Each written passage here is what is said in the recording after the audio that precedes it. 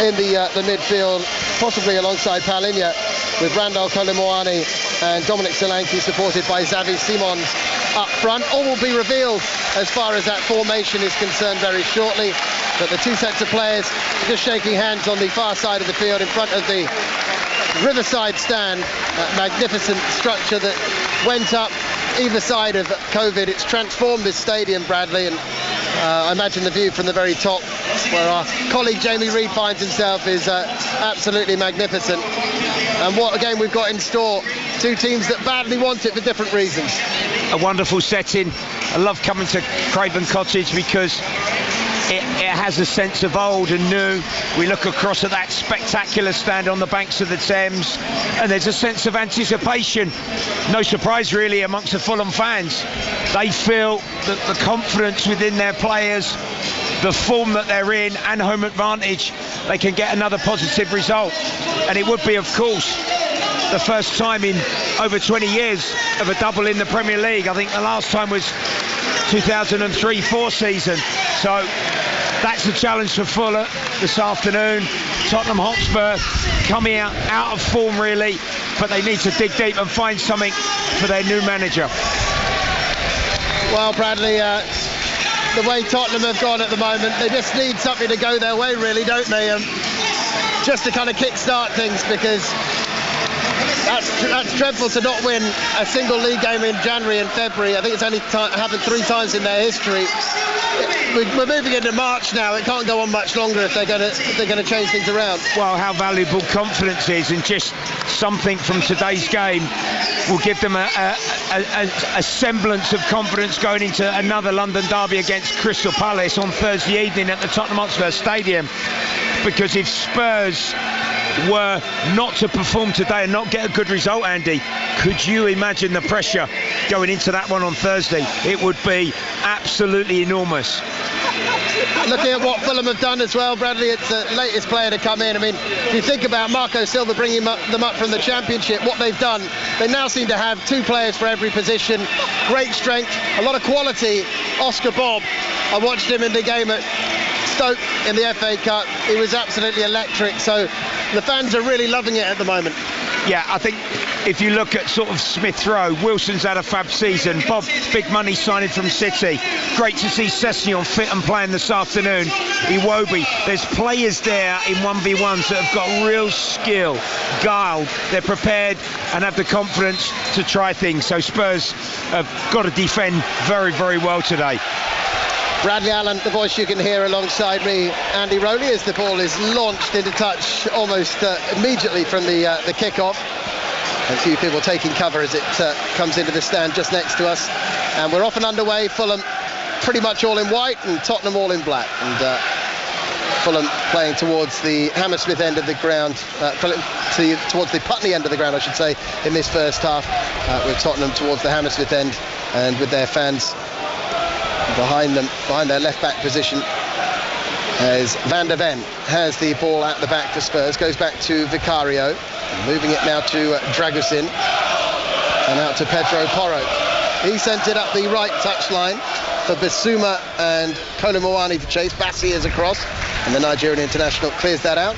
Formerly of Rangers, of course, Bradley, who went 2-0 up but had to settle for a 2-2 draw in the end as Martin O'Neill produced another late comeback since coming back in at Celtic. And that means advantage Hearts. Absolutely. What a comeback that was, but a big result in the Scottish SPL. Spurs look, Andy, as if they're sort of a back three. Gray on that left-hand side, he's pushing on a little bit, and Porro with Dragusin and Van der Ven are 3 defenders supporting goalkeeper Vicario here. Dragusin playing it short to Pedro Porro. His ball up the touchline is blocked by Bob, and it's gone out for a throw-in to Spurs on their right-hand side. You've had a brief chance to look at the formation, Bradley. What Jim Paulinho seems to be playing in midfield, but dropping back in at times. Yeah, he's like a number 6. Simmons, Bissouma, Gallagher are supporting a 2-pronged attack in Moani and Solanke. He's just fouled down Spurs' right-hand side. He's none too happy with the assistant. But after all we saw, it does look like a 4 across the back for Spurs. Yeah, you know, there's moving parts to it, isn't it? Yeah. But Gray certainly in possession, pushes on a little bit more from that left side. The Spurs fans singing champions of Europe.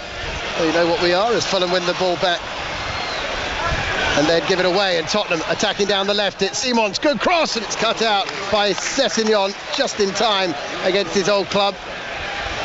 And Spurs continue their attack on the left-hand side. Archie Gray is well forward down that touchline, but Bassi comes over, wins the ball back, and Fulham can break up the left with that man Sessegnon. He's got Bob racing forward ahead of him, but he just checks and plays it back to Bassi in the heart of the Fulham defence. So Fulham lining up with Leno, the captain, in goal. Tete, Diop, Bassi and Sessegnon, the back four. Diop coming in for Anderson, who is ill. A midfield of Berger, Iwobi and Smith Rowe, and then Wilson and Bob are either side of Raul Jimenez up top. And now Bassi on the ball, midway inside the Spurs half of the field, gets it out to Sessegnon in the bright blue boots. Bassi again, going short to Sander Berger, the Norwegian, helping it on to Issa Diop. Fulham just enjoying a bit of possession in the what is a breezy but not too chilly first day of March. A little shove there from Dragusin, and he's knocked Jimenez off his feet. That will be a free kick to Fulham. Spurs have Guillermo Vicario in goal, a back four of Pedro Porro, Radu Dragusin, Mickey van der Ven, the captain, and Archie Gray. That means that Palinha is in the midfield with Gallagher and Bissouma, and then Simons is supporting Kolo Muani and Solanke up front. Slightly different formation to the one they employed against Arsenal. Yeah, they're falling back into a sort of a 4-4-2 out of possession, Spurs, but free kick here. Jimenez in the programme notes saying about his excitement, looking forward to the World Cup in the USA and Mexico in the summer. He was fouled by Dragusin through the back of the Fulham striker Wilson to take this free kick from a fairly central position. He's still hoping he'll go as well, Wilson. He's floating it into the box. Diop's going to get there, headed across the 6-yard box and then hooked away clear, possibly by Van der Ven. Pedro Porro tries to complete the clearance, finds Xavi Simons, then he sends it forward. Kolo Muani was offside, but Solanke wasn't. He's chasing this down. It's helped back to his goalkeeper by the defender Iwobi, who got back there. Welcome to our listeners on 5 Sports Extra. They're listening to BBC Radio London, and our commentary team here, Bradley Allen and myself, Andy Rowley, delighted to have you with us wherever you're tuning in from. It's on the BBC Sport website, 5 Sports Extra or BBC Radio London. Yeah, Gallagher on this near touchline under pressure there. Sessegnon played the ball long. Porro headed it down. Gallagher did well to pick up the second ball, but he opted to play backwards as it's got straight off the pitch beyond the byline. First corner of the game, Fulham to take on this left. Iwobi is going to come forward to take it by the looks of things, although Wilson is very close by for a short corner opportunity. You don't actually often see this. They're almost shaping up to possibly have the right or left option like they would on a free kick in and around the penalty area. Wilson leaves it for Iwobi to take. In it comes, headed away at the back by Archie Gray, and Sessegnon will go back to his goalkeeper, and we're hearing there's been a goal early on in the game up at Old Trafford. Manchester United against Crystal Palace. Ross Heaton. And it's gone to Palace. They lead 1-0. Maxence Lacroix with a brilliant header from a corner. It was floated to him. He strong-armed his man inside the box, headed it back where it came into that far corner. Manchester United 0, Crystal Palace 1. Ball chipped into the box. Jimenez leaping for it here. Bob gets it back across. Wilson! Harry Wilson scores for Fulham. And they have the lead early here against Tottenham. It was a ball that was knocked back across, and Wilson, as it dropped onto that trusty left foot of his, there was never any doubt that he was going to rifle that home for his 10th goal of the season. It's Fulham 1, Tottenham 0. Well, it's a quality left-footed volley finish from the man in form who's had a fab season, Harry Wilson. But Van der Ven and the Spurs players are surrounding the referee, Thomas Bramwell. They felt that there was a push somewhere in that, whether this is going to be checked, but it went across diagonally. Bob Anselmi volleyed it across. There was Wilson inside the 6-yard box to clinically finish. It may well be checked, this one. Stunning finish from Harry Wilson. Maybe Jimenez on Dragusin, I'm not sure. I'm Not sure Dragason's going to clear that anyway, is he? It's pretty high. It was Jimenez's challenge, wasn't it? Yeah, he's just on the Spurs number 3. Dragason's back, but it's a question of whether that would go down as normal competing for the ball. They are checking it at the moment. There's a left arm, isn't there?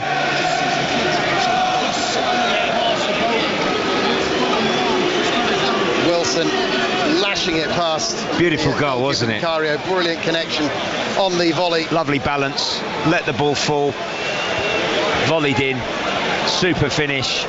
But we've got to wait.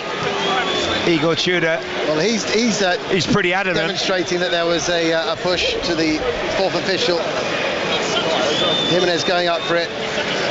There's no doubt that he has made contact. Moani had one like that against Gabriel, I think, at the Tottenham Hotspur Stadium in the North London derby, and the goal was disallowed at 3-1. Is it enough that little shove? The goal stands. Tottenham can say that there was contact, but the referee, or the VAR in this case, have decided that there was not enough. Well, the Tottenham head coach is not happy with the 4th official. He feels that that's a clear and obvious error, but it's the Fulham fans that you can hear. They're in front in this London derby. Harry Wilson, the scorer.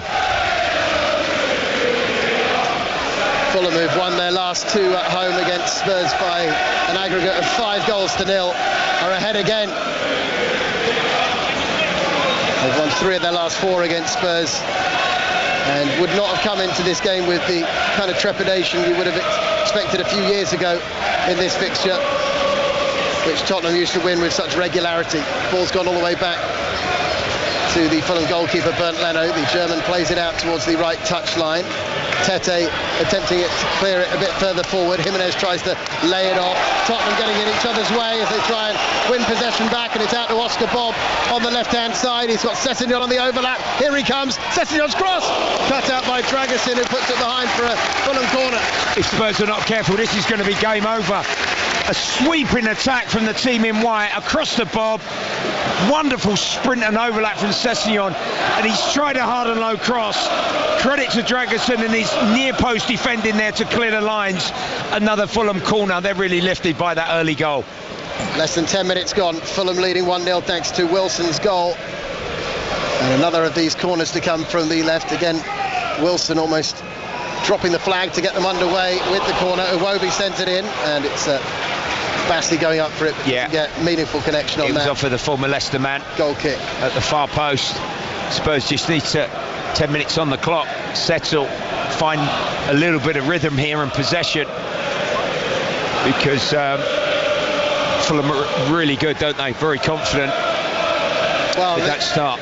Sessegnon and Bob down this left-hand side, they looked such a threat there when they were coming forward. Tottenham building from the back, but under pressure from the press from Fulham. They clip it forward beyond Bassey. That'll be dealt with by Leno in front of the Hammersmith end, and he bowls it out to Bassey. Centre ball forward for Jimenez, who, as you mentioned, Bradley, has got a great record. I think this will be his 4th World Cup with Mexico, which is astonishing, really, isn't it? Yeah. Terrific international service, that. But Fulham are absolutely swarming over Spurs, aren't they? They look sharp, they're about their business. That's given away, though, by Berger, and here go Tottenham. This is exactly why they picked these 3, to try and capitalise on moments like this. Xavi Simons didn't get the pass away. Now he tries to play it forward off the outside of his boot, but doesn't find Kolo Muani. And Fulham survived that moment. That's the last thing that Marco Silva wants, is Berger to give the ball away in that kind of position with the front 3 Tottenham have selected today, but they get away with it on that occasion. Simons just delayed his pass. There's been a clash of heads there on the halfway line. Dragusin is down for Tottenham. Jimenez, I think, he's just a little bit sharper to the ball, and there's a head collision, and Jimenez as well. You know, you think of the situation and challenge that when he played in a Wolves shirt, just a fraction late there, Dragusin, but both were honest, jumping in determined fashion to win the touch and get first to the ball there. He's had a tremendous season, Jimenez. Not just the goals that he provides, but really the amount he's put into it at the age he is, with all that's going on with Mexico as well, and their home World Cup. With Muniz out injured, he had to shoulder so much of the burden. Very much so. But he is a key player, like you mentioned, the focal point of this attack. It gives Fulham the option to sort of play a little bit more direct. He can take the ball in under sort of pressure against the big centre halves that you play against in the Premier League. He's got a deft touch. He flicks the ball on, and he's brilliant at attacking crosses in and around the penalty box. I'm just speculating that we might be seeing a tiny bit of sunshine, which we didn't really see anything of in the first 2 months of the year. No, a bit chilly here on the banks of the Thames, but the sun is now gloriously out, and as you mentioned at the top of the game, it's a stunning setting here, and we're blessed, really, aren't we, to come and watch our football on this Sunday afternoon. Certainly are. Great occasion. BBC Radio London and BBC 5 Sports Extra, as well as BBC Sport Online, live here at Craven Cottage for Fulham against Spurs. Fulham leading thanks to Harry Wilson's goal. Talking of excellent seasons, he's out of contract at the end of this season, and there will be many suitors for his services, you would imagine. Brighton are leading against Nottingham Forest by a 0-0. Diogo Gomez getting the opener in that game in the 6th minute. And as you've heard, Palace are in the lead at Old Trafford. Maxence Lacroix scoring again for the Eagles, having helped them through to the last 16 of the Europa Conference League. And they'll be up against Larnaca of Cyprus later on this afternoon. Arsenal against Chelsea, a 4:30 kick-off in that one, and it finished 2-2 between Rangers and Celtic in the Old Firm derby, after Rangers took a 2-0 lead thanks to 2 goals from Youssef Chamiti, Kieran Tierney, former Arsenal defender, and Reo Hatate scoring for Celtic. And it's 1-1 now between Brighton and Forest on the south coast, so a lot of West Ham fans down this way will be keeping a very close eye on that scoreline, and wouldn't have wanted to hear that news about a Forest goal going in. Tottenham being put under pressure as they bring the ball into the midway point in the Fulham half, but dispossessed, but quickly regain it. Dragusin on the ball now, gives it to Paulinho, back against his former club, Bradley, who he played for with distinction. They loved him here. Yeah, in what's been a really tough season for Spurs. The man on loan from Bayern Munich has been one of the better performers, you'd have to say, with his enforcing qualities, but he was definitely a fan favourite. Good move from Spurs down to the right. Solanke getting the ball back across, headed away from around the penalty spot. It's going to be hit from distance by that man, Paulinho. Thought he dragged it wide, but it's actually taken a deflection. It will be a corner to Spurs. Yeah, he supported the play, anticipated the headed clearance, second ball towards the edge of the Fulham box, and with the volleyed attempt, it took a faint touch on its way through to deflect out. Xavi Simons on Spurs' left will deliver this set play. So across goes Simons. He's going to spot this one up. Right, and they've just taken the lead again, thanks to Danny Welbeck against Forest.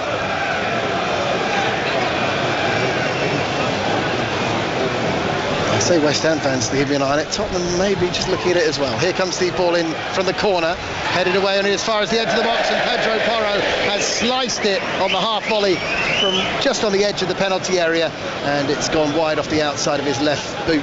Oh, that's a good chance. I think if he just gets to the pitch of the ball when it was headed away from Jimenez, he's got good technique on the volley. Porro gets over the top of the ball, hits it into the turf. Maybe that could have, against the run of play, been, a swift equalising goal. 6 minutes since Fulham took the lead. 16 minutes gone. Fulham 1, Tottenham 0. As Leno plays it out from the back to the tall figure of Issa Diop, the former West Ham defender, sends it miles forward towards Raul Jimenez. He's trying to play a 1-2 with Harry Wilson. He back heels it into a defender, comes off Paulinho, in fact, and it's gone out. Good serve though. Spurs sort of pressed the left side of the pitch, but Fulham played over. And I mentioned about Jimenez, he did terrific there, support from Wilson, and it just sort of played over the trap that Spurs had set.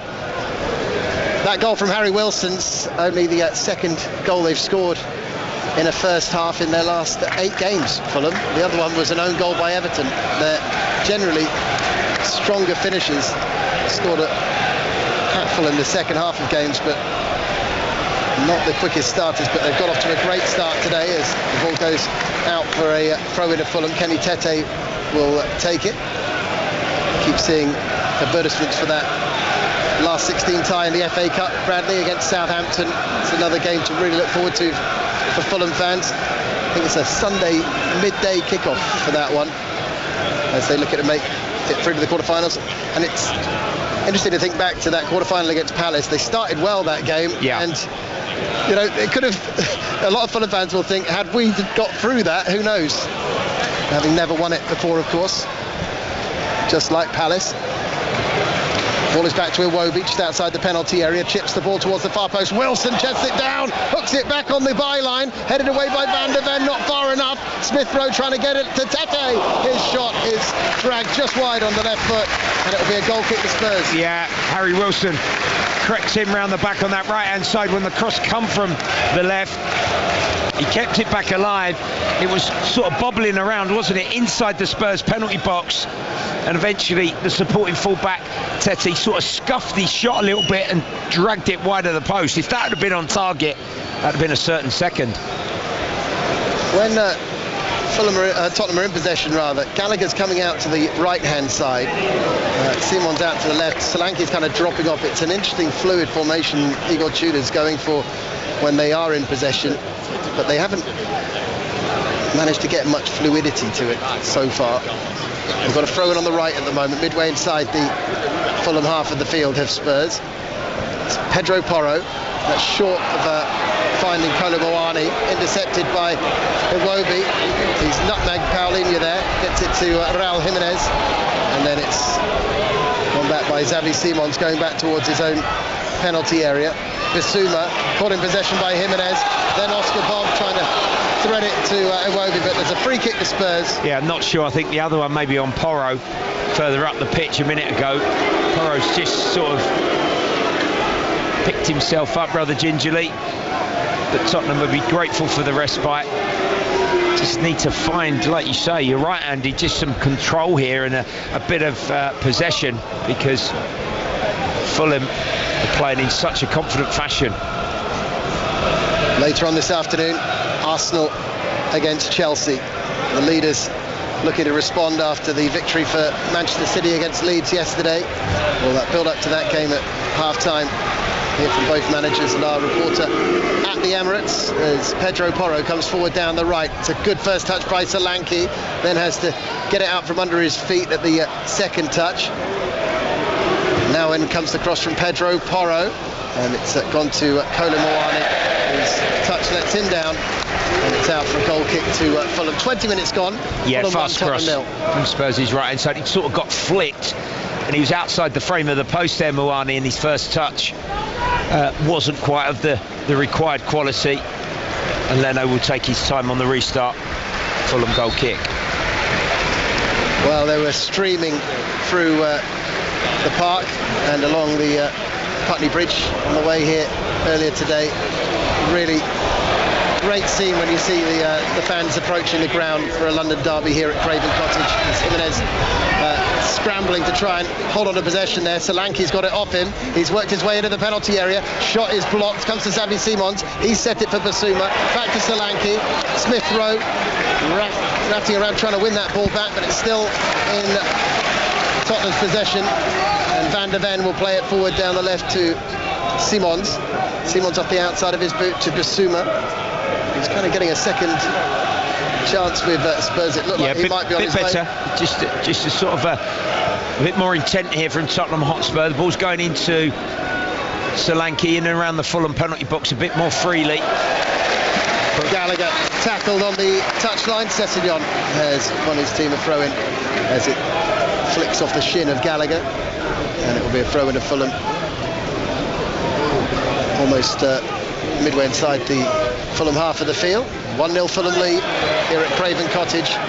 Fulham coming into the game in 10th place in the Premier League, but still very much with a potential European push in mind. Tottenham very much with other thoughts in mind. 16th in the table, 29 points, and without a league win in this calendar year. Much work to be done for them, and a huge game on Thursday coming up at home against Crystal Palace, which will be live with BBC Radio London this Thursday evening, same night as the London Football Awards, Bradley. Always interesting to see how they play out. There's some great candidates for London Manager of the Year, I would say that, for starters. If you think of how well Andy Woodman's doing. Yeah, he would be my vote.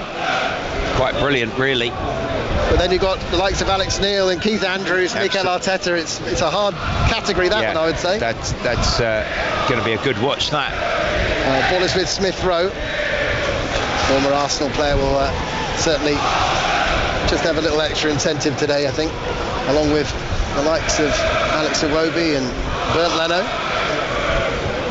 Sessegnon back to Bassi.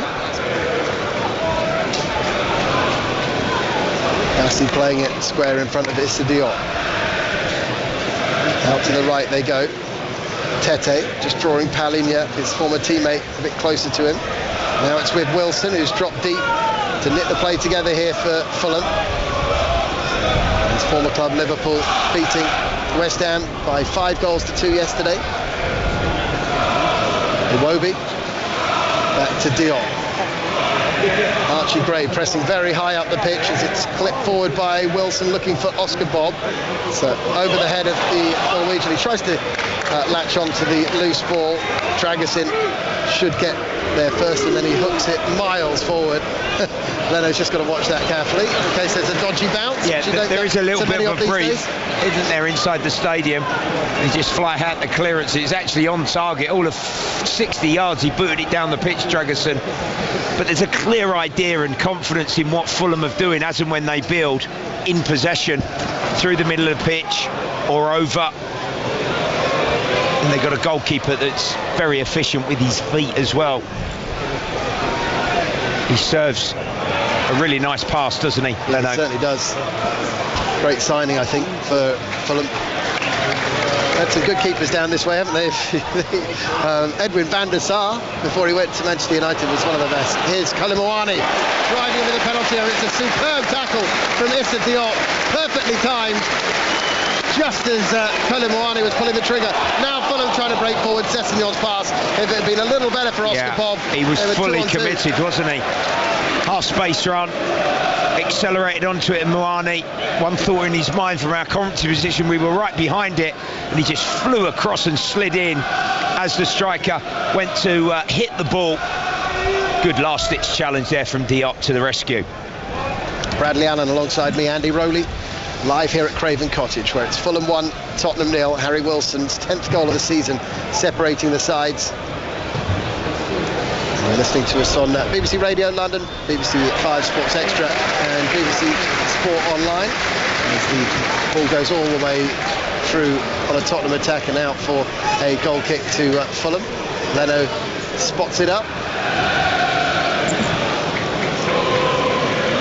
And those Tottenham fans still giving great support despite the season they're having. Yeah, they would have travelled, of course, with ticket allocation in number from north to West Underley this afternoon, and they're trying to sort of get behind their side.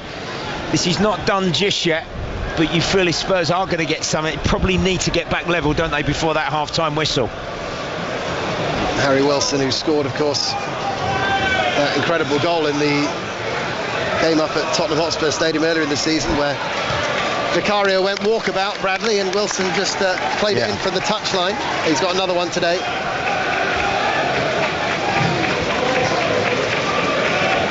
And I get the feeling, Bradley, at this stage of his career, he could play for any squad in the league in terms of any team would be happy to have Wilson in their squad, such as his quality. On a free, out of contract, of course, come the summer. I think he'll have a good few takers, especially if his season continues, because he's been outstanding. I spoke to him a few weeks back, and of course those playoffs for the World Cup are coming up as well, and he's got that game very much in his mind as well. For his country, potentially a couple of games there to make it to the big show in the summer. Wilson on the ball just inside his own half, plays it back to Diop. Now Berger, former Burnley midfielder, plays it to Bob. Now it's with Bassey. Smith Rowe. Sessegnon back to Bassey. Really neat, quick passing from Fulham. Then a great run by Wilson. He's actually collided with Gray as he was chasing that ball, and he was just checking where Gray was. He was trying to shield it back to his goalkeeper, and it's back to Vicario for Spurs. 1-0 Fulham lead here at Craven Cottage against Tottenham. Let's find out the latest in the match at Old Trafford between Manchester United and Crystal Palace with Ross Heaton. Palace remain 1-0 in front, and it is thoroughly deserved. That goal early on from Lacroix from the corner, just the start of a really positive display. They've dominated large spells of the game, had multiple chances as well, stung the gloves of the goalkeeper Lommans a few moments after the goal had gone in. They almost played themselves into a bit of problems here, but it's been composed. They've caused real problems with the shape here for Manchester United. They've dominated the early exchanges. Manchester United 0, Crystal Palace 1. What a scoreline that is, and you can listen to that game live on the BBC Sport website right now. Earlier on it finished 2-2 in the Old Firm derby. Rangers 2-0 up, Celtic drawing 2-2 after a 91st minute goal, and it all means that Hearts are 6 points clear of Rangers in second at the top, and Celtic further 2 points back, but with a game in hand on both their rivals. Ball is out on the left touchline. Spurs battling to keep it in with Kolo Muani, but Bassey just hounding him all the way, and it's out for a throw into Fulham. Yeah, ball in behind. Done that a few times, Spurs, but Bassey from his left centre half position was all the way across to Fulham's right on the cover. 1v1, used the touchline as his friend, challenged Muani, and the Spurs striker had the final touch. Tete to take the Fulham throw in. Excellent defending. Basuma touching it down for Carlinia, and then it's gone out for a throw-in to Spurs on the left-hand side. Tete thought it might be theirs, but it's gone Tottenham's way, and Archie Gray will take it. What an extraordinary first couple of years at Tottenham for him, having been in the Championship Team of the Year in his final season at Leeds. Bradley, he's won a European trophy, but he's been called upon possibly more than he even expected, but also had a couple of league campaigns that have been very, very tricky. Absolutely. You know, a penny for his sorts, and you know, the development that he's gone through in a Tottenham shirt, and the versatility that he's shown. Lovely flick from Jimenez. Fulham can't quite get onto it. Porro on the cover there. Well, another player we should mention, Bradley, a player you know very well, Mikey Moore, up in that Old Firm derby. What a season he's been involved in. Yeah, he scored last time out, didn't he, in that same fixture. Got to play one another again pretty quickly next week in the Cup, but the experience that young Mikey would gain in those particular fixtures, brilliant for one so young. A player that Bradley's been involved with coaching at Tottenham Hotspur, and a player with a very, very bright future, playing in a cauldron. It's no doubt do him great good for the future. Solanke controls the ball, gets it back to Pedro Porro, swept across the pitch by Pedro Porro. It was actually quite a dangerous pass, that one, but it was in between the Fulham players who were there in attack, and so Spurs can bring it forward through Mickey van der Ven. Simons back to Dragusin, now Porro. He's going to clip a ball forward, looking for Kolo Muani. Diop cushions the header down to Bassey. He's caught as he's trying to bring the ball out of defence. Didn't look like that much contact, but it's hard working, it's willing from Muani. He's got his head in his hands, he thinks it's clumsy, he's having a bit of a moan to the referee. Bassey, quite clever, got the referee to balk that one, the bit of contact. But the problem for Spurs, a little bit of what we've seen, Andy, is apart from really Porro getting forward sometimes on the right hand side, their actual creativity from wide positions where they're not playing with no natural wingers, I think they're suffering from that somewhat. Ball is launched forward upfield by Fulham. Jimenez tries to lay it off to Emil Smith Rowe. Now all the way back to his goalkeeper by Sander Berger. 31 minutes on the clock. Fulham 1, Tottenham 0. Here at Craven Cottage. Bassey back to his goalkeeper. You have to think how far Fulham have come since promotion, where now they look like a really good bet for a top 10 finish every season. The way they're playing with such confidence, and also a team that now are very much targeting the domestic cups as well, given how regularly they're getting to latter stages in those 2 cup competitions. Here's Smith Rowe thinking it forward off the outside of the boot. Sessegnon, his cross looks a little too deep. It has gone over the head of Tete, and it's out for a throw-in on the far side of the field. He took a deflection on its way through. He might have done better there, Sessegnon. It was a lovely move from Fulham, diagonally across the pitch, right to left. Sessegnon on the overlap. Fulham throwing on that right-hand side. They're locking Spurs in here. It's forward by Fulham. Jimenez can't hold on to it. It's cleared away by Tottenham, but it'll come back again because Fulham are pushing Spurs back here. Wilson laying the ball off. There's a shot from distance. It's an absolutely stunning finish from Alex Iwobi. He's found the bottom corner unerringly with a superb finish. The former Arsenal player has put Fulham 2 up here against Tottenham. Fulham 2, Tottenham 0. Yeah, Iwobi's looked really bright right from the kickoff, and from that throw-in they worked the ball. It was played in by Iwobi, soft set, and he just took a chance. He almost passed the ball. It's long range, possibly Vicario slightly unsighted, but it skips across the turf, kissed off the left post, the inside of it, and in for a second. Wonderful goal. Fulham 2 up. It's an amazing finish, isn't it? He's just passed it. Yeah, and it just in off the post. It just cannoned off his foot, didn't it? He opened up. Wilson's layoff, Iwobi's effort. He was at full stretch, Vicario down to his right, but he couldn't get a fingertip on it, and it's in off the post and in for a Fulham second. And now it's such a long way back, isn't it, for Spurs? The way they're playing, the way Fulham are playing, it's going to be very difficult now. Well, what do Spurs do here? They've got to firstly navigate through to half-time without conceding any more, but they're going to have to show willing and throw caution to the wind, and with the attacking array of talent that Fulham have got on the pitch, and how informed so many of their players are, they'd be licking their lips going into the second. Gallagher looking for a free kick there, got a nudge in the back from Bassey, but not given, and it will be a goal kick to Fulham. Just looking at the smiles and the laughter from the Fulham players in the celebrations as well, Bradley. That's the kind of freedom they're playing with at the moment.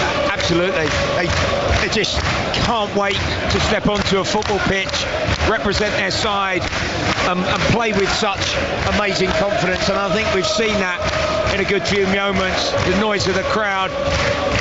It's a really progressive football club currently, isn't it? Well, it's very tight in the middle of the table in the Premier League, but Fulham, the way they're playing at the moment, will really fancy staying in that top 10 and maybe having one of their best ever finishes in the top flight. Pedro Porro thinking the ball in field to Gallagher. He's moving forward again. Pedro Porro tries to thread it through to Randall Kolomuani. He's been shrugged off it by Bassey, but then Bassey's got 2 of them on him. Pedro Porro wins it back, gets it to Kolomuani into the penalty area. They're a bit wary of making a challenge. It's set for Basuma, and his shot deflects wide. It's going to be a corner to Tottenham. Yeah, like plenty of 15 minutes ago. An edge of the box chance when it broke off the rebound to Basuma. He had a touch, right foot volley. The Fulham defender sort of got in the way of it. It was blocked on its way through and out for a Spurs corner. So across comes Xavi Simons to take this corner from the right-hand side.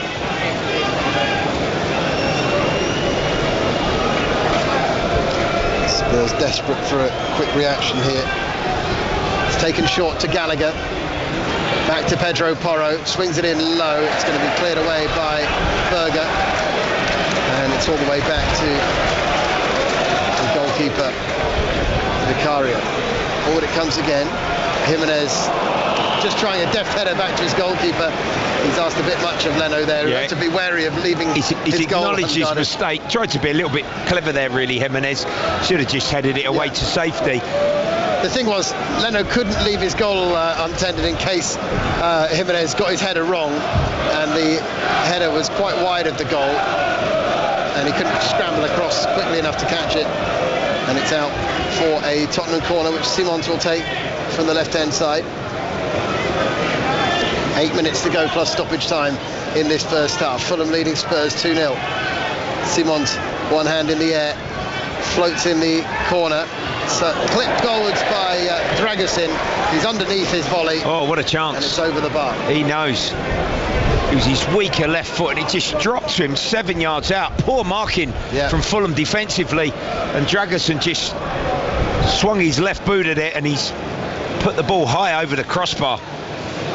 Should have controlled that and got that on the target, really. I don't know if Solanke was jumping just in front of him, whether he saw maybe it a bit got late. put off I don't know. Yeah. But yeah, he got a decent connection on it, but it went high up and over the bar. He's now trying to head it away under pressure from Jimenez. Pedro Porro back in the team today, clips it forward, looking for Kolomuani. Solanke battling for the ball with Iwobi, the scorer of the second goal for Fulham. Now Solanke drifting across the pitch, plays it up the line for Pedro Porro. In comes an early cross. It's a devilish delivery, actually. Gray, Simons attacking that. Tete did just enough to get the ball away, but it's another corner to Spurs. Yeah, I said about Porro advancing on Spurs' right-hand side, and maybe a delivery from him is Spurs' best avenue and route back into this game. Fine cross, swirled in the wind, difficult for Tete, round on the cover, and he's just sort of skimmed it away. It was Archie Gray, actually, that was coming in at the far post. Simons, they're all queuing up at the back post for this one. Here it now comes. Simons floating it in, punched away by Leno. Got really good distance on that. Comes out to Gallagher. He's going to sweep it back out to Simons on the left touchline. Netherlands international holds onto the ball, then dinks it down the touchline. In comes a cross for Spurs. It's Dragusin trying to get to it. Sessegnon heads it down into a dangerous position. Kolomuani's shot deflected, and then Palhinha's also blocked by Bassi. It's out for a throw to Spurs. Yeah, the crosses from Spurs and the set plays are just sort of giving them a glimmer of hope here, and they're not really clearing their penalty box convincingly. The Fulham defenders. Dragusin is going to launch a long throw in here from Spurs' right-hand side of the pitch. Here it comes from Dragusin. Sent into the penalty area. Flicked away by Fulham. Not completely cleared though. Solanke sets it for Pedro Porro. He kind of fires a ball across the penalty area. Van der Ven gets a touch on it, but he's glanced it wide. Just snatched it, Porro, didn't he? Again, not cleared by Fulham. Van der Ven was up in attack, but he's just come at him from the scuffed effort from Porro way too quickly for him to control and finish. Fulham goal kick. 2-0 to Fulham as Tottenham's 2026 continues to be one to forget in the league. Archie Gray in a bit of trouble here, almost got his pocket picked by two Fulham players. Smith Rowe and Wilson were both on him, but they do get the ball away upfield, Tottenham in the end. Solanke though is harried off the ball. It's forward to Wilson. Palhinha comes across and as Fulham fans know so well, makes a good tackle, and it's out for a throw into Fulham, far side of the field. I think he'll be greedy here, Marco Silva, won't he? He won't rest on his laurels. He will want his side to sort of push and really drive home the advantage that they've now got. Two up and a third, if possible, with one late chance at the end of this first half. Ball is back from Issa Diop all the way to his goalkeeper Leno. Bassi out to Sessegnon on the left. His ball forward is headed by Bissouma. Kolomuani down to Solanke, out to Pedro Porro. He tries to find Gallagher down this right hand side. Slightly different position for Gallagher today than you usually see him in, and he's struggling a bit to get into the game in the way he sometimes dominates games, Bradley. Yeah, not really had an influence so far. But Fulham taking a bit of a risk. Short passes at the back. Spurs are sort of going man for man, but there's cleverness. And the 1 and 2 touch football is lovely from Fulham. Tottenham won 7 consecutive away games here in the league between 2010 and 2023. Lost those last 2 and are trailing in this one by 2 goals to 0. Iwobi robbed of the possession there by Gallagher. The referee says it was a foul on Iwobi. Not sure. No. Thought the first touch got away from the former Arsenal man a little bit there. Generous decision by the ref. Fulham free kick. Fulham were 3 points off 7th coming into this round of fixtures. That gap moved to 6 points rather, to 7th with Brentford's win against Burnley in that crazy game up at Turf Moor yesterday. As things stand, they are minding the gap and will remain 3 points behind Brentford. And that what looks at the moment like it'll be the Europa Conference League spot. Ball is booted upfield by Vicario. West Ham at home here on Wednesday. Another big London derby, that one, isn't it? Another both one ends of the table. Interest, yeah. Here's Iwobi in between the lines for Fulham, laying it off to Smith Rowe. Smith Rowe playing it out to the right-hand side to Tete. They had players forward on the left in Sessegnon and Bob, but they decided to go the other way. Here's Iwobi again, right in the heart of the midfield. Plays it out to the left to Sessegnon. Sessegnon just slows it down a little bit, gets it back to Bassi. Good crossing, almost spelt by Vicario. Jimenez was running in on that. He's just snatched it at the second attempt. Yeah, soft set, Bassi up in support.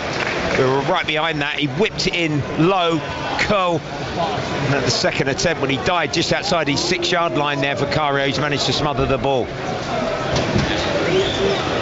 The other factor with what we were talking about earlier with Marco Silva's future, Bradley, is that if he was to leave, he'd be leaving a team that has been set up so well now. It's really purring, isn't it? He's done all that hard work to build this team. He's got a terrific balance to it, isn't it? He can play different formations.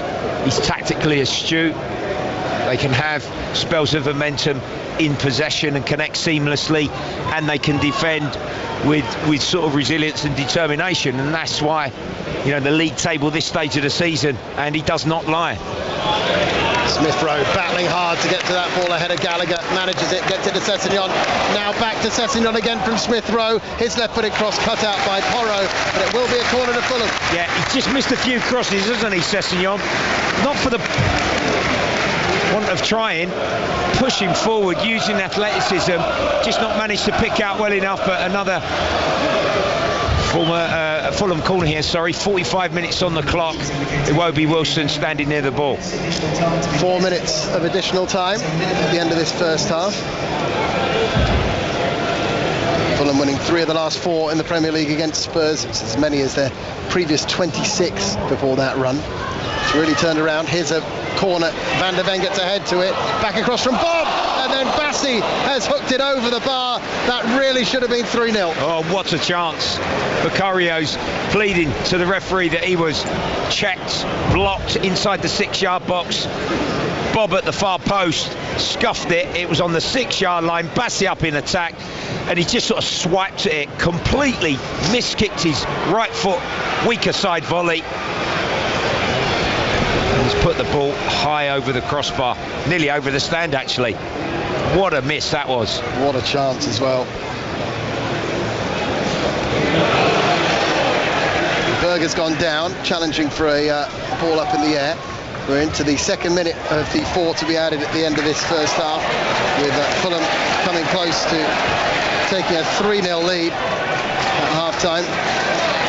You'd say it would look quite unassailable, but we saw just yesterday that Brentford were 3-0 up and it almost turned around completely.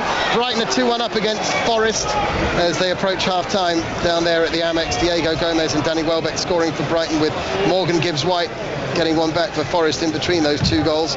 And Palace still 1-0 up at Old Trafford. against Manchester United. Maxence Lacroix, Fulham winning the ball back, and now they play it forward to Smith Rowe, just inside the Spurs penalty area. Back to Iwobi, just outside the box. He plays it in front of Tete, who just didn't anticipate that pass, but he's worked well to get it back to Iwobi. Chipped into the box, up in the air it goes off Paulinho, and caught by Vicario under pressure from Jimenez. Smelling blood here, Fulham, aren't they? Every time they do. Regain it, the cleverness, the interchange, the movement. It's really exciting to watch, and the Fulham fans, the Fulham faithful, they know that they're really enjoying this performance.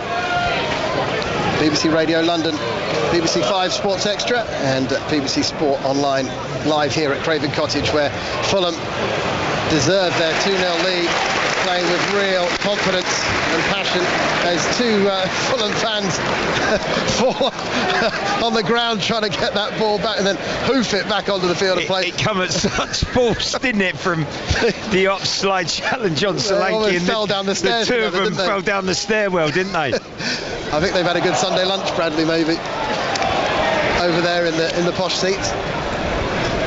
It was a bit unseemly, wasn't it? All good fun. Enjoyed that. Oh, I hope that was caught on camera. That'll be one for them to treasure. The two of them sliding around trying to get their hands on the ball there, to much hilarity. Just up from Marco Silva's position on the touchline in front of his dugout. And we have got 1 minute to go of this first half stoppage time, as it's sent forward towards Jimenez and Bob.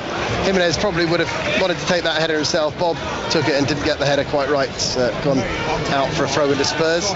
Midway inside their own half, Pedro Porro will take it. Half-time, we'll look ahead to Arsenal-Chelsea, which is coming up at 4:30, as well as bring you up to speed with just how well Palace has done in that first half up at Old Trafford.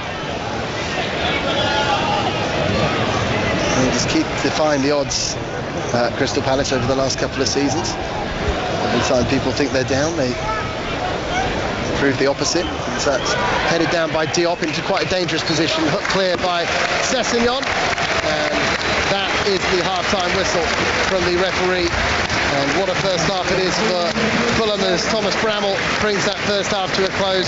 Igor Tudor was shaking his head when the first goal went in, feeling there was a little shove in the back on his defender, Dragusin, but it was not given, and Harry Wilson lashed in his 10th goal of the season to give Fulham the lead. They've since added a second. Wilson with a wonderful set into the path of Alex Iwobi, who placed a beautiful finish in off the inside of the post.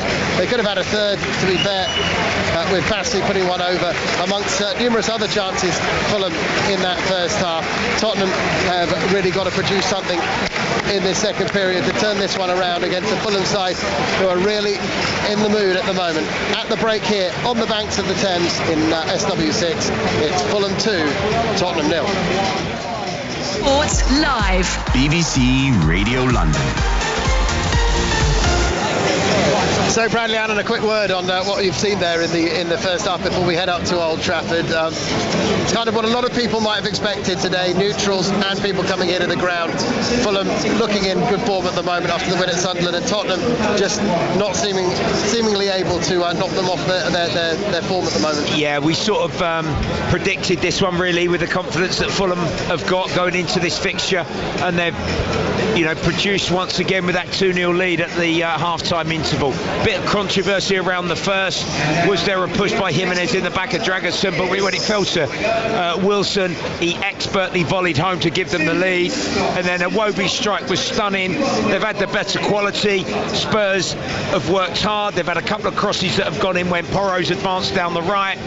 A few set plays, but not really creating too many half chances. One or two shots from the edge of the box that got blocked or deflected. But Fulham have had controlling spells. They've played with confidence. They've had little, combination play.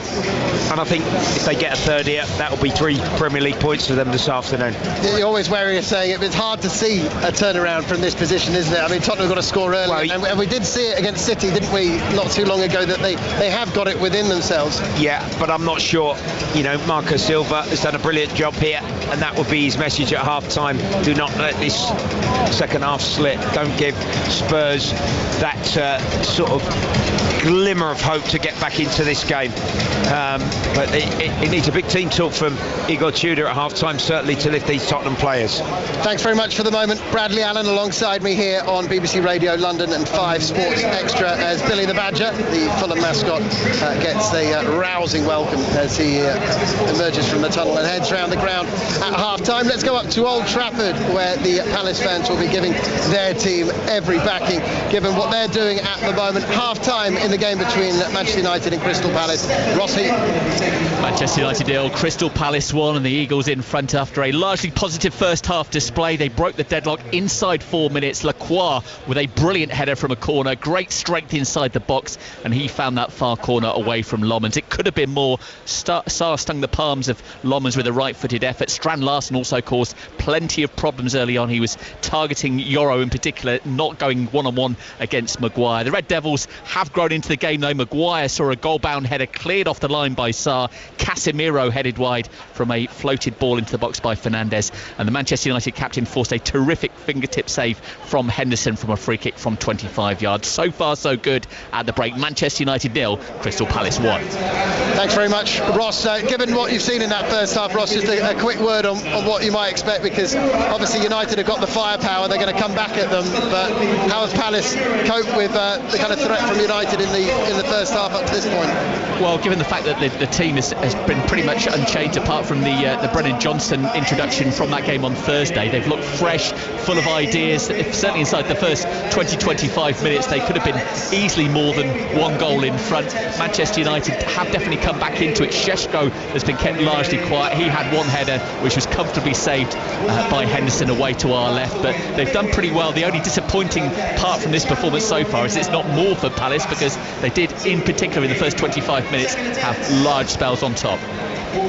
Ross, thank you very much indeed for the time being. We'll have second half commentary on the BBC Sport website of Manchester United against Crystal Palace with Ross Heaton and Lee Turnbull from up there at Old Trafford. But what a result that would be if they are to hold on to that scoreline or make it even better. Crystal Palace up there at Manchester United, where many were expecting United, given what Palace are having to compete with at the moment with their squad in Europe and the Premier League. They were expecting United, the form they're on, to maybe run away with that one, but not a bit of it from Crystal Palace. They are making that as hard as ever for Manchester United, having won there, of course, at Old Trafford last season. Well, Fulham leading 2-0 here at Tottenham, and it's 2-1 to Brighton against Forest, currently in the Premier League. But later on, the leaders Arsenal look to respond as they face Chelsea, looking pretty good at the moment for Arsenal in all competitions, but they will know that this run in March could define everything, given how much there is on every single game. They're looking to maintain their excellent record against Chelsea when the two London sides meet at the Emirates this afternoon. The Gunners unbeaten in their last 10 meetings with Chelsea, winning 7 of those games. Manager Mikel Arteta says they have to be wary, though, of Chelsea changing their approach. We don't know. I mean, they've done different things. They can change throughout the game. They have the players and they have a manager that is very comfortable doing that. So we are prepared. We're going to be prepared in the possible scenarios that we can face throughout the game, and then try to be better than them. Well, Arteta says their record doesn't count for much if they don't play to their standards on this occasion. That doesn't change the preparation. We know the importance of the game. We know the team that we're going to have in front of us, and we just have to prepare in the best way to earn the right to win it. As I always said, there is nothing else that you can do. What we've done 2 weeks ago or 2 years ago, it's irrelevant, because every game and every context is different, because the players might change, the mood of the teams can be in a different state, or what is at stake is different, and we are prepared. Well, the Spaniard is gearing up for 7 more massive games in March. He was asked at the pre-match press conference if these games would potentially define the whole season. I think it will be very important for what is going to be happening in April and May, that's for sure, because there are competitions and knockout stages, and then you are in or you are out. Of course, if they win these, then the games that will define their season will still be to come in April and May generally, apart from that League Cup final. But every game vital now for Arsenal in the run-in. The pressure's on every single week, every few days, really. But what about the recent form of striker Victor Gyökeres? Well, I think one thing leads to another. You know, when you score the first one or the performances are good, you have more time with your teammates, you understand the games, the opponent, the league better, everything helps. We know his qualities, he's undoubtedly an incredible striker. We need to fit to his quality, we need to understand him better, he needs to understand the team, the league better, and I think we are in the right trajectory. Well, the Chelsea manager Liam Rossigna at the pre-match press conference for Chelsea was also asked about the upturn in form for the Swedish forward. Well, I worked with Victor. I worked with him with Brighton's under-23s. Saw him come through to the first team there. Victor adds a degree of physicality, of pace to stretch the game in behind. And I think he's starting to build his confidence, and he's shown he can score goals, which is what every striker wants to do. Eze, again, I've come across him many times. I remember watching him in the Championship then and thinking what an outstanding talent he is. They've got talented players throughout the pitch. They've got physicality throughout their team, and we know it's going to be a difficult game. What I would say is they also know it's going to be a very difficult game for them. Well, Chelsea head to the leaders this afternoon, hoping for a first away win at Arsenal in over 5 years. The Blues are in a race to qualify for next season's Champions League themselves, but have had costly draws against Leeds and Burnley in their last few games. Manager Liam Rossigna says they're up against a team that have got most of the bases covered at the moment. Press really high, their compact shape in the low blocks, they're fantastic defensively, obviously set plays, they're well coached, and they play very good football as well. They're an all-round very good team, and that's why they're in the situation they're in at the moment. It's my job and the players' job is to try and find that weakness and try to enjoy what's going to be a really, really big game on Sunday. Rossigna also says they can't afford to miss out on a top 5 finish. Yeah, this club should be in the Champions League. This club is a Champions League club. We just have to take it game by game. If you'd have said to any manager coming in, I think when I took over we were 8th, we're now in the race. We've won 4 and we've drawn 2, and the 2 games we've drawn, we were in complete dominance of both games. That's the reality and that's the facts. So I like to look at that. It gives me confidence in the group that we can be successful in the short and long term. Well, that was Liam Rossigna. Also heard from Mikel Arteta there, the 2 managers. Let's hear from our reporter Harry Symeou, who's at the Emirates this afternoon, looking ahead to what should be an intriguing match, given what City managed to do against Leeds yesterday. Good afternoon, Harry. Afternoon, Andy. How you doing? Yeah, very well, thanks. They're all huge, as I said, aren't they? These 7 games in March, every Arsenal fan. So much to look forward to, but also so much trepidation, I suppose. Absolutely. Going into every game, I think most Arsenal fans at the moment are a bag of nerves, but ultimately this is where Arsenal want to be. They want to be competing on multiple fronts. They want to be in the mix for the game's biggest prizes, and if you're going to go out and do it, you have to go out and grab it, don't you? Nobody's going to hand it to you. And I think what we saw from Arsenal last weekend at the Tottenham Hotspur Stadium gave people a real boost of confidence, and I think it was needed after a couple of disappointing results and performances against Brentford and Wolves. Arsenal needed to do something big to kind of show people that no, they can get back to their best, they can play with a freedom. And I felt like at the Tottenham Hotspur Stadium you knew after sort of 5-6 minutes what kind of Arsenal performance you were going to get. You knew that they were up for it, you knew that they were on the front foot. I'd argue that Tottenham probably played into their hands a little bit, but I think you saw a confidence flowing through that team that maybe hasn't been there in recent weeks. So you hope that that's a little bit of a reset. You hope that that'll give Arsenal the belief and the confidence to come out here today against a good Chelsea side and do something very similar. I guess the big question is, how are Chelsea going to approach this game?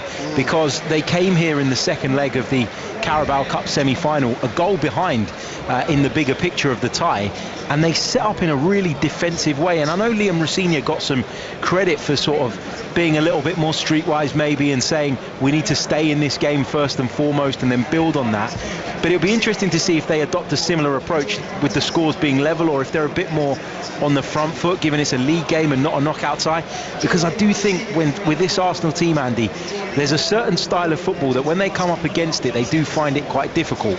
When you come out and play open, expansive football and you get on the front foot against Arsenal, they love that. It gives them an opportunity to exploit the spaces in behind, to stretch you.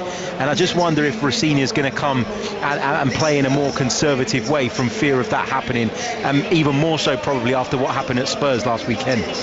You know the League Cup semi-final, the second leg, Chelsea did make life difficult for Arsenal, didn't they? But obviously Arsenal had the advantage going into that second leg, so you can't quite look at it in the same way as both teams starting from 0-0, can you? No, you can't. It showed that he did have a way of playing that frustrated Arsenal.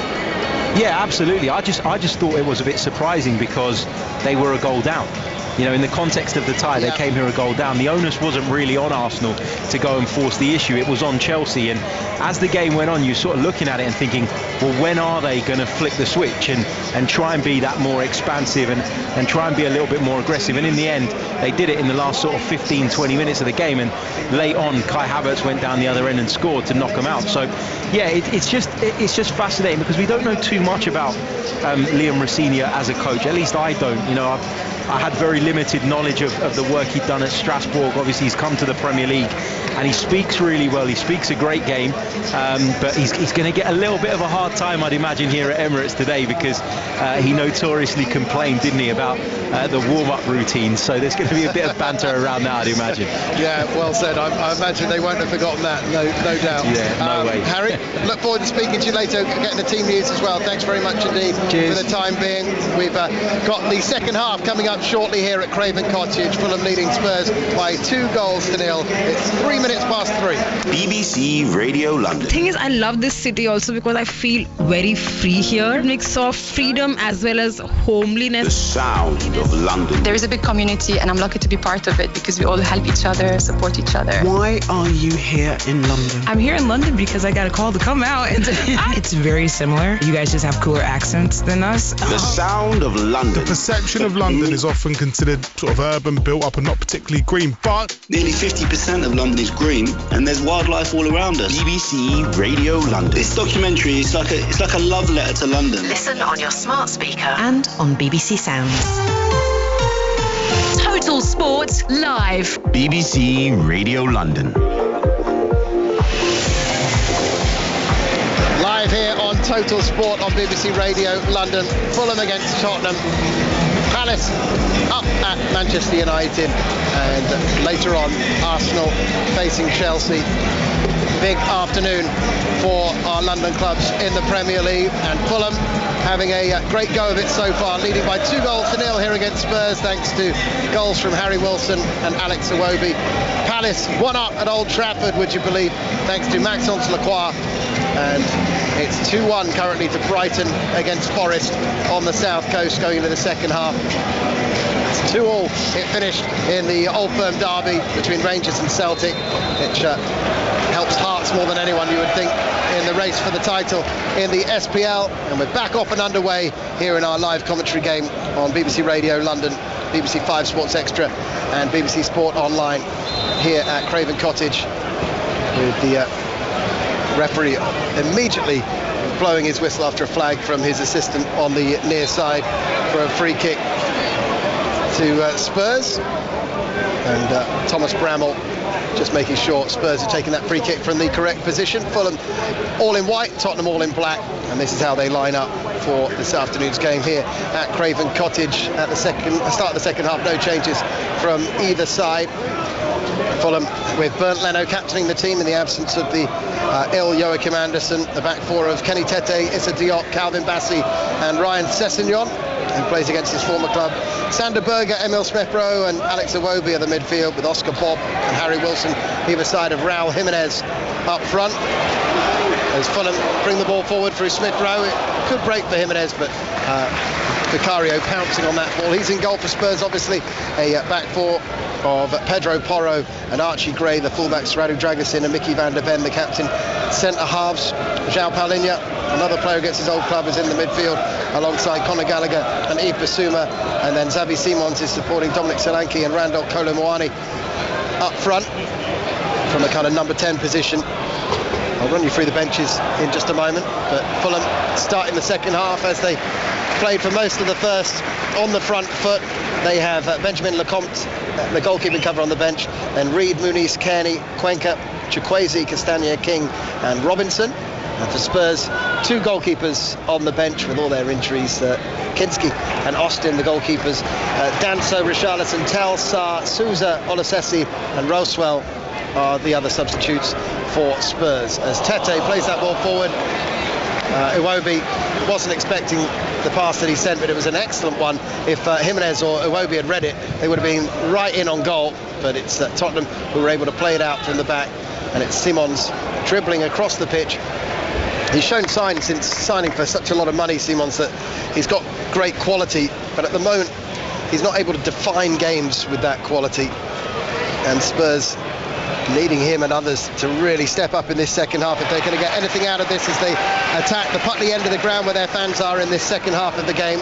Forward it goes for Fulham towards Jimenez. His touch lets him down, and it's out for a throw-in on the far side of the field. Alongside me, Andy Rowley, with this live commentary on 5 Sports Extra and BBC Radio London. It's Bradley Allen. Yeah, I think the Fulham coach, Marco Silva, will want much of the same, and not their professional standards that's pushed them to a 2-0 lead here in this match and this London derby to drop and allow Spurs a way back into this one. The onus, the responsibility really is on Spurs to try and produce a remarkable turnaround. Where that's going to come from, are they going to create a chance, remains to be seen. But they need to do something here, because I'm not sure the travelling fans will go home too happy unless they put up a bit of a fight in this second half. Well, we had this situation against Man City a few weeks back, like I said, in the first half, and Spurs did manage to muster a great comeback seemingly from nowhere, but it's not been a lightning start to the second half. Fulham very comfortable at the moment, have won a free kick midway inside the Spurs half. Yeah, Jimenez took a throw in there, and he felt that Dragerson, that's his second challenge from behind. Igor Tudor's not too happy again with the 4th official. We think the Fulham number 7 used a bit of contact and dived a little bit. He's frustrated. Fulham free kick. Key players, Iwobi, goal scorer Wilson, both of them on the score sheet this afternoon over this free kick. Iwobi looks like he fancies it. Wilson actually takes it down the line, looking for the return ball. It comes back to Iwobi, in fact, and he's going to move it to Sessegnon. Game taking place behind the pillar at the moment. Sessegnon's going to try his luck on his right foot. He's sent it high and wide into the Hammersmith end of the ground, and it will be 2-0 to Fulham. 49 minutes on the clock. You're listening to BBC Radio London, 5 Sports Extra and BBC Sport Online. There's a good few substitutes warming up away to our right hand side, just off the pitch. You know, whether they're going to be considered. Dangerous header across his own penalty area from Pedro Porro, cleared away though by Van der Ven. Then Kolo Muani, not getting much change out of Calvin Bassey, but has won a free kick there, and it will be a Spurs free kick just inside their own half. Some of the fans make their way back to their seats at the start of this second period. They'll be loving this at the moment. Won this fixture 3-0 a couple of seasons ago, 2-0 last season, when, you might remember, Bradley, Sessegnon scored late on against his old team. Yeah, fans enjoyed that, didn't they? Oh, interception, big chance. Oscar Bob is racing forward with the ball here for Fulham. He's going to tee it up for Smith Rowe. Oh, sent it straight across the face of goal. Jimenez couldn't get a touch on it, and it's behind for a goal kick. Yeah, he's got his head in his shirt, the former Arsenal man. He Huge moment to finish it. Drove diagonally when he won the interception, Bob. He just reversed it to Smith Rowe. It was a tad heavy. It was going away from goal on his weaker left foot, and he sort of bobbled it across the 6-yard box beyond the far post. Jimenez in support. He couldn't get the final touch. Maybe even the goalkeeper tipped that run round the post. The manager will be frustrated there, won't he, Bradley? Because when you're a perfectionist, like most of these managers, all of them are really, they are the moments when you're 2-0 up, you've got to take transition moments. 4v3 overload that Fulham had, that would have put this game to bed. We might see a bit more of that, mightn't we, with Tottenham having to throw caution to the wind a bit more now. The onus is on them. That's a terrible, terrible free kick. It's launched miles forward beyond any Tottenham player, and out for a goal kick to Fulham. The Fulham fans, as you can hear, kind of laughing and jeering at that. It's really not good enough from Vicario. And the whole stadium have kind of set upon that moment as a kind of example of just the gulf between the sides at the moment. Bassi, oh, that's a good regain by Gallagher. He's going to try and tee it up for Solanke. It was just beyond his outstretched left foot there. Oh, it's a huge moment. Fulham are so lucky, but they're going to go the other end and score. Here's Iwobi sending it up the left-hand side. He's pushed it very wide for Oscar Bob, who's just kept it in. Bob tries to play it down the line for Sessegnon, who was on the overlap. Now Iwobi taking over in this attack. Flicks it off the outside of the boot. 27,439 here this afternoon, with Tottenham taking their full allocation. Looked a complete sellout to me. Yeah, there was a lapse in concentration left side when Fulham played out from the back. Gallagher pinched the pocket of Bassi, and he's tried to put the ball on a plate 4 yards out for Solanke, but he just drilled his cross too hard, and then Fulham went in the other direction. The game is really opening up. It's a matter of time before we get the third goal in this game. Bissouma playing it up the right touchline for Gallagher. He's looking for Kolo Muani in the box. Diop has come across and he's given away a penalty. No, it's a goal kick. It's a shoulder to shoulder, and no foul, says the referee. He was first to the ball there, I thought, Muani. He towed it away.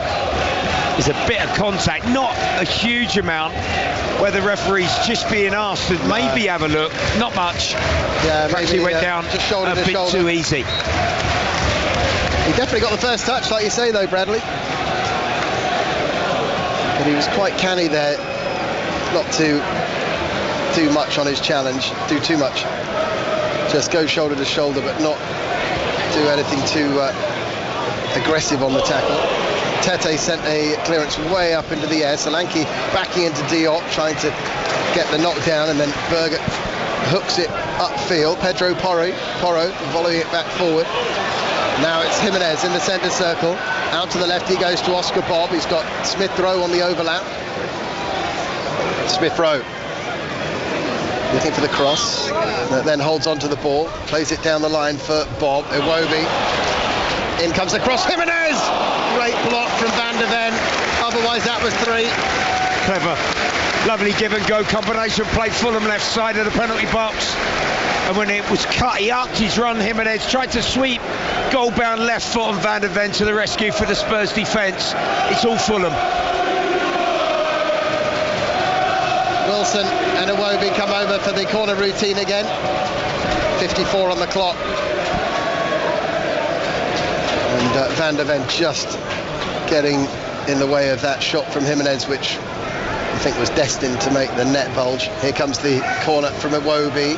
Back post is Tete, but he hasn't been able to get anything on that to send it back across goal, and it's a goal kick to Spurs, which Vicario is scrambling to take with only 10 minutes gone in the second half. It remains Fulham 2, Spurs 0.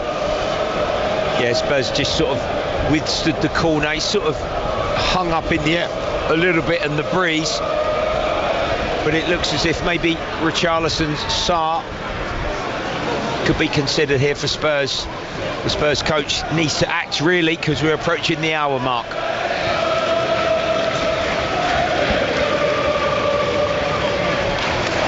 Ball is out for a throw-in on the far side of the field. Pedro Porro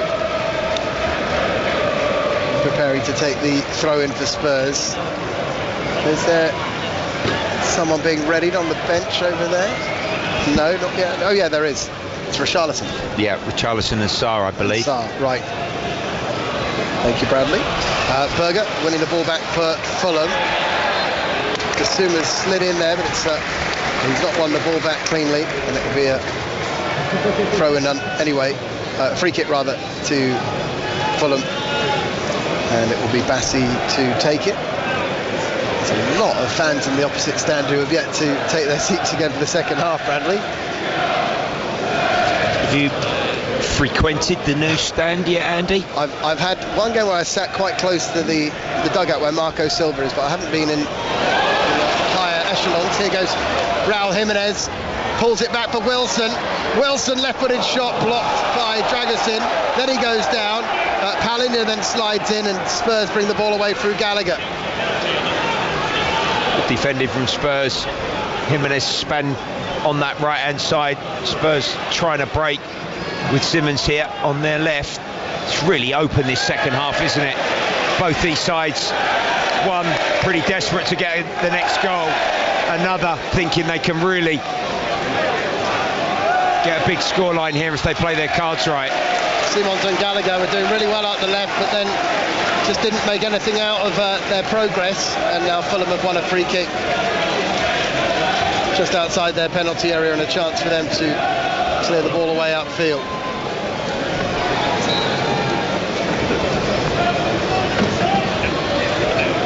Well, it's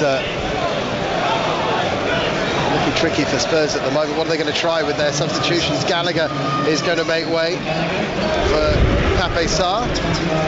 The former Chelsea midfielder doesn't get a great reaction from the Fulham fans. And Richarlison is also going to come on for Kolo Muani. Xavi Simons is the other player to come off. So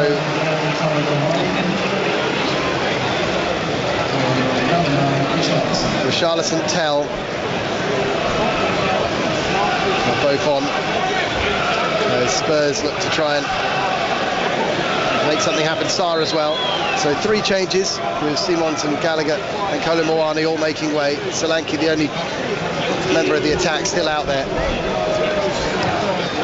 for Spurs. So Igor Tudor really changing it up to try and find the winning formula, or a formula just to get them back in the game at the moment. Yeah, Tell and Richarlison as sort of support Solanke, like a 3-pronged attack really for Spurs. I think they'll play forward a bit more direct. Those players in those positions have got to take risks here and get after the ball and just try and force a mistake and an error and make Fulham a little bit nervous and get the game to 2-1 if possible. Ball is out for a throw-in on the far side of the field. It's going to be Sessegnon to come forward to take it, with Spurs 2-0 down and facing another defeat in this calendar year. No wins in 9 coming into the game in the league this year, 2026. 1935, 94 and 99, the only years where they failed to win a league game in January and February up until this year. Next up for Spurs is Palace on Thursday, a game you can hear live right here as Wilson bursting forward down the right-hand side. He's dribbling this way and that, then pokes it goalwards, and Pedro Porro is there just to get the ball in front of his goalkeeper and clear it away outfield. Richarlison claiming a foul there from Issa Diop. Yeah, poor challenge. Misjudged the flight of the ball, completely body checked Richarlison on the halfway line. He probably, the former Everton striker, was not going to get on the end of the long clearance. Fulham had the attack, clever from Wilson, couldn't quite find the end product and cross, and then in the other direction away to our left. Richarlison's first introduction to play really. Yellow for Diop, quite cynical that. Free kick then to Spurs. Van der Ven is standing over it on the halfway line, plays it short to Dragusin. Dinked off the outside of the boot by Pedro Porro to Bissouma. Back to Dragusin again. Now Van der Ven. Palhinha. Just inside his own half of the field. Still quite slow from Spurs when they need to show the urgency. Pape Sarr as well forward. It's headed down by Sessegnon. Berger's there first. Gets it to Iwobi. Iwobi now moving it out to the left-hand side. Bob back to Iwobi. Floating it forward to Smith Rowe, who's made a good run down the middle of the pitch, but couldn't quite bring the ball under control. Away from Spurs only as far as Oscar Bob. On the left-hand side, he's forced back into his own half. And Bassi plays it to Diop.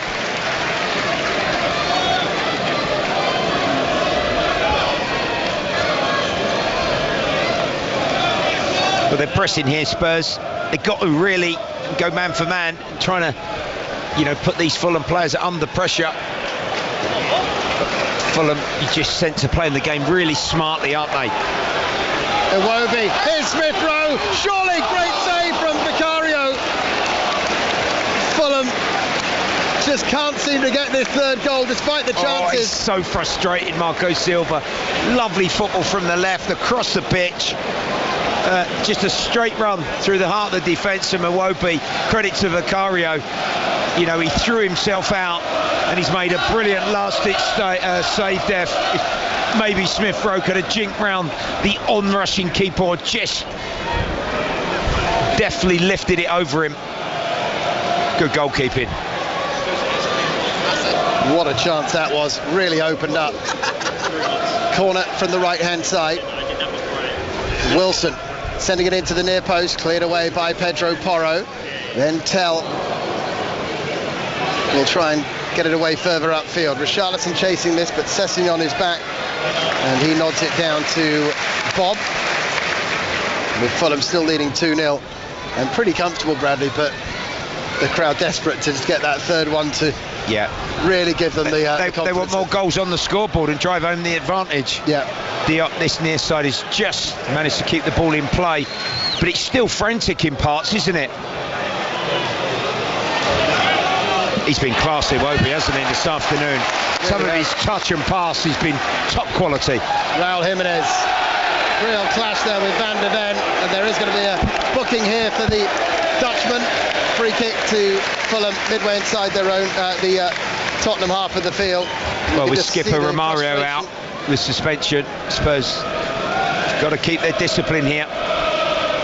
Just jinked inside. Paulinho missed it. A barge from Van der Ven, a foul, a yellow for the Dutchman.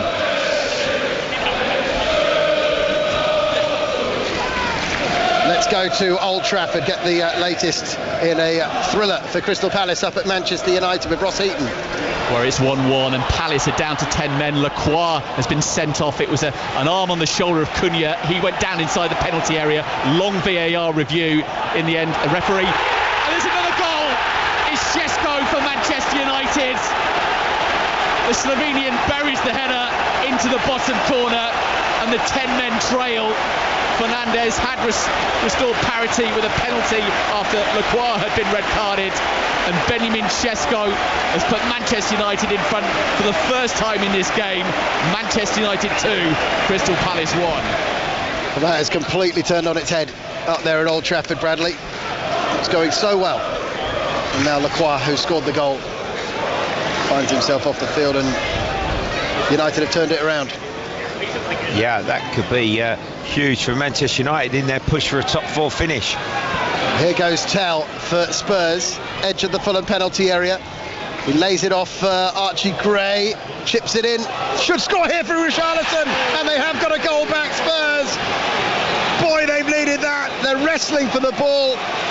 Richarlison wants to take a quick kick off again, but the Fulham players, Bassi and Diop, wrestling with him for the ball.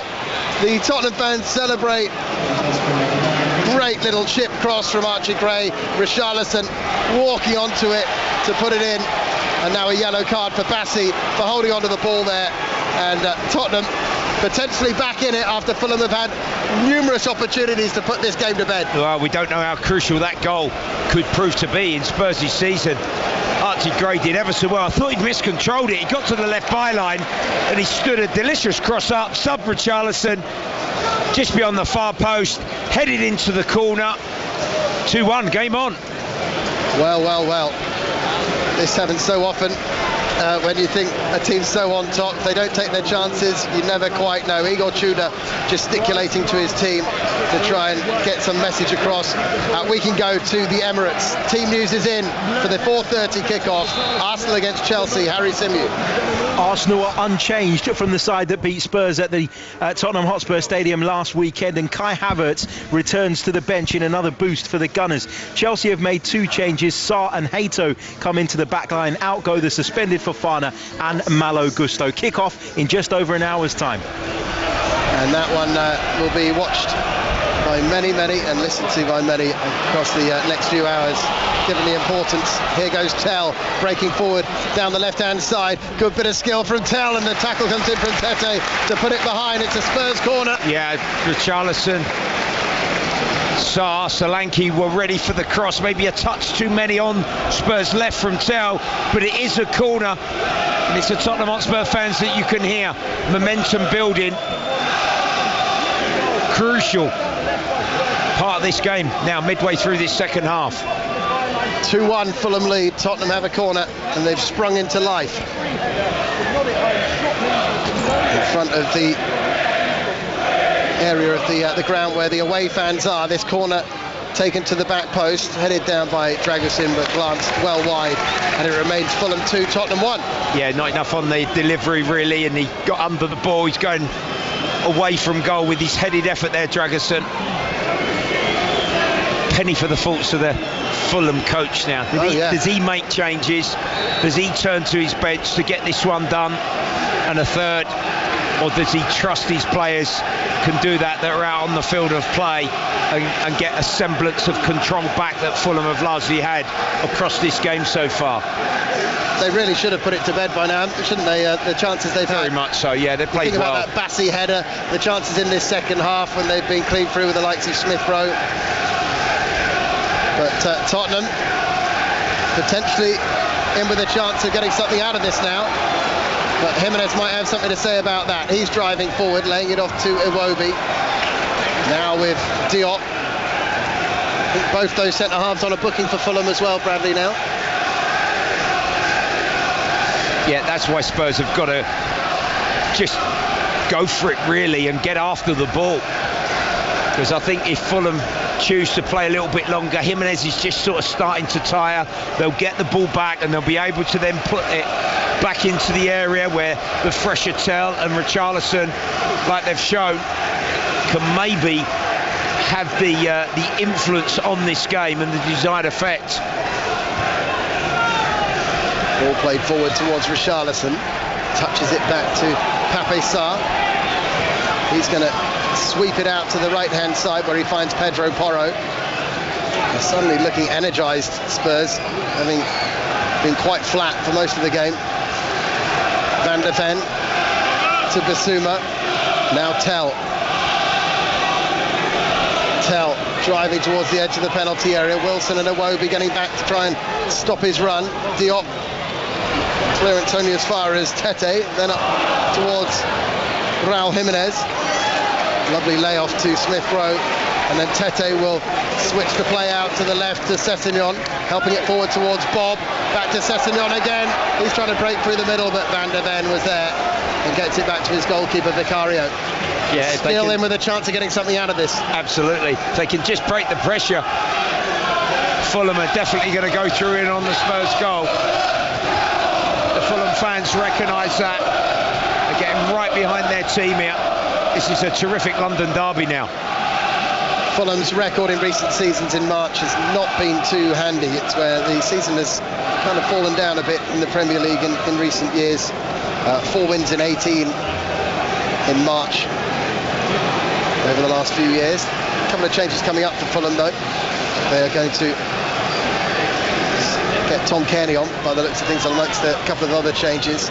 Muniz is being readied as well. You can see there on the far side of the field. Chukwueze as well, I believe. The attacking winger. They could be the 3, triple change. And this is just added to what we were saying earlier about the depth that Fulham have got now. Wilson's down, he's probably going to have to make way. But they've got players who can really make a massive difference, haven't they, off the bench? It wasn't always the case in the first year. Yeah, you correctly highlighted that, Andy, at the top of the show in the game this afternoon at 2 o'clock. We're going to see some of them now. Wilson, I think, has got a soft tissue injury, possibly a bit of a tight hamstring, so he's ambling across to that far side. Well, he's definitely going to be replaced. Hopefully that's not too serious, the goal scorer. Both for country and club. So Wilson is going to be replaced by Chukwueze.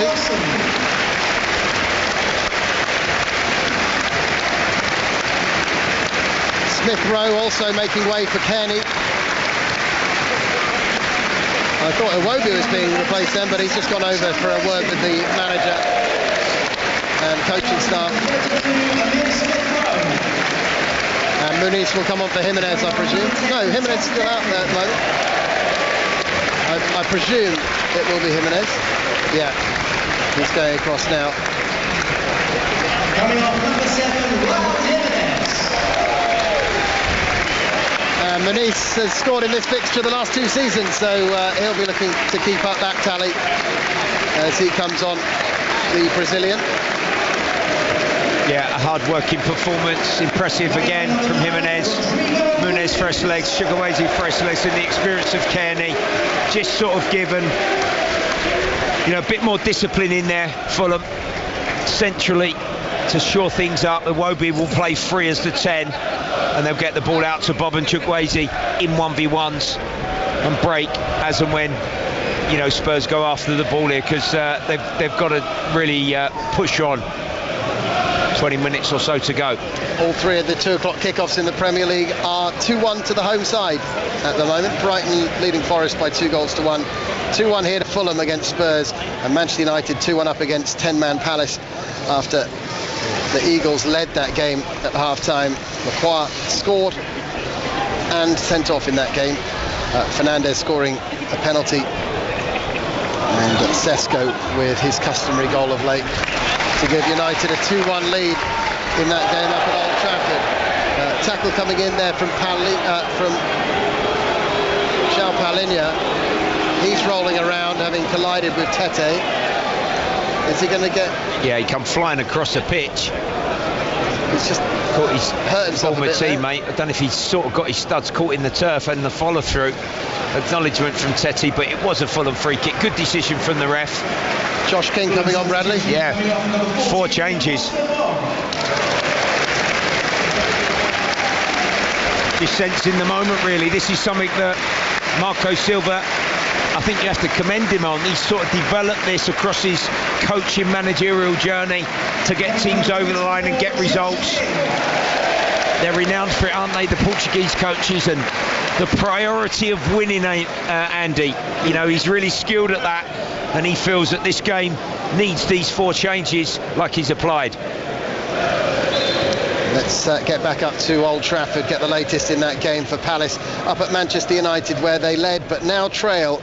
United Palace, Ross Eaton. Yes, 10-man Palace still 2-1 down, and they are hanging on a little bit. Henderson has made a terrific save from Casemiro on the volley. It's wave after wave of Manchester United attacks. The Palace fans, I'm sure, will be watching back this evening for that VAR decision, which saw the penalty awarded, which Lacroix was red carded for and Fernandes converted, but they are trailing and hanging on. Manchester United 2, Crystal Palace 1. Thanks very much, Ross. Commentary continues on that game on the BBC Sport website. Bradley, we've just had a great chance for Tom Kearney with just how he can strike a ball on his left foot just outside the box, but just drags his shot wide. His first touch was really good. He steadied himself and just sort of dragged it wide of the post. He had his head in his hands, didn't he, Tom Kearney? Big moment, that. Chukwueze taken out by Palhinha. Free kick to Fulham. I think a lot of the Fulham fans are thinking that could be a booking, even though they do for their they used to love that player. Midfielder. That's part of his DNA, isn't it? Yeah. Sander Berge takes the free kick short to Issa Diop.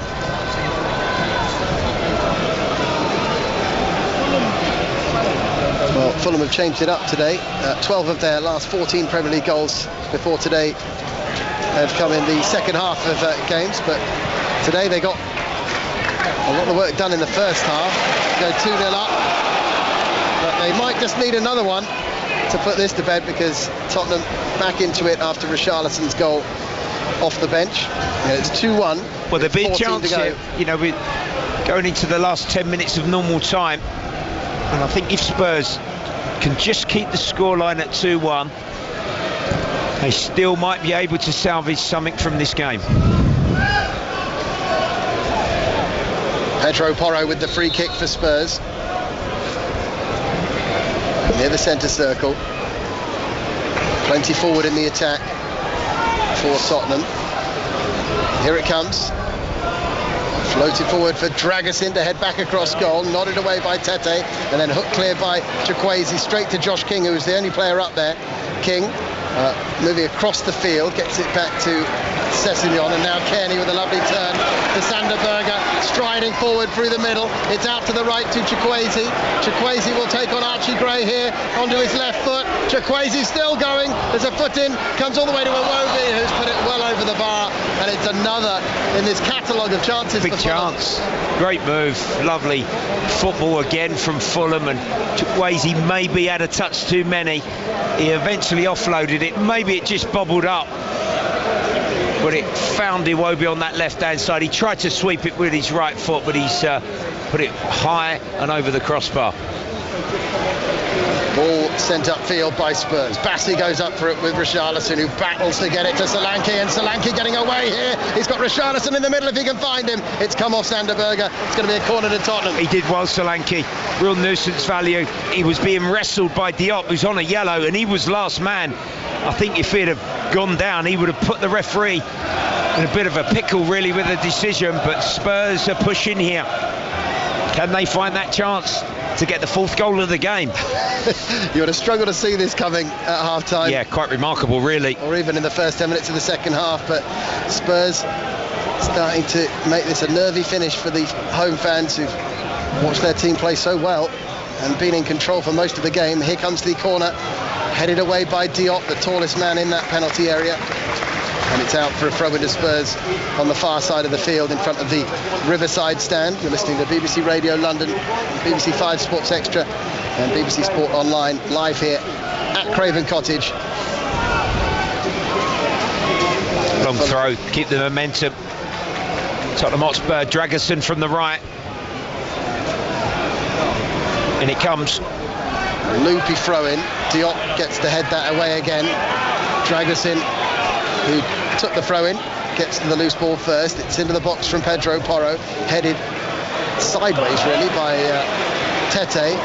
Wasn't quite where he intended it to go, but then Kearney takes over and gets it into the space for Chukwueze to run onto it. Here he goes, Chukwueze chipping a ball into the box. It's Muniz chesting it down, now trying to hook a shot goalwards. It's straight down the throat of Vicario, and it remains Fulham 2, Tottenham 1. Yeah, clever striking play. He's had it back to goal. He was falling away. He managed to just control it. And Richarlison's offside on the ball behind. Assistant flagged early. Fulham sub hit the effort. It's all happening, isn't it? Could be another sub as well. Yeah. Looks as if the young fullback, is it Suzu's going to come on here?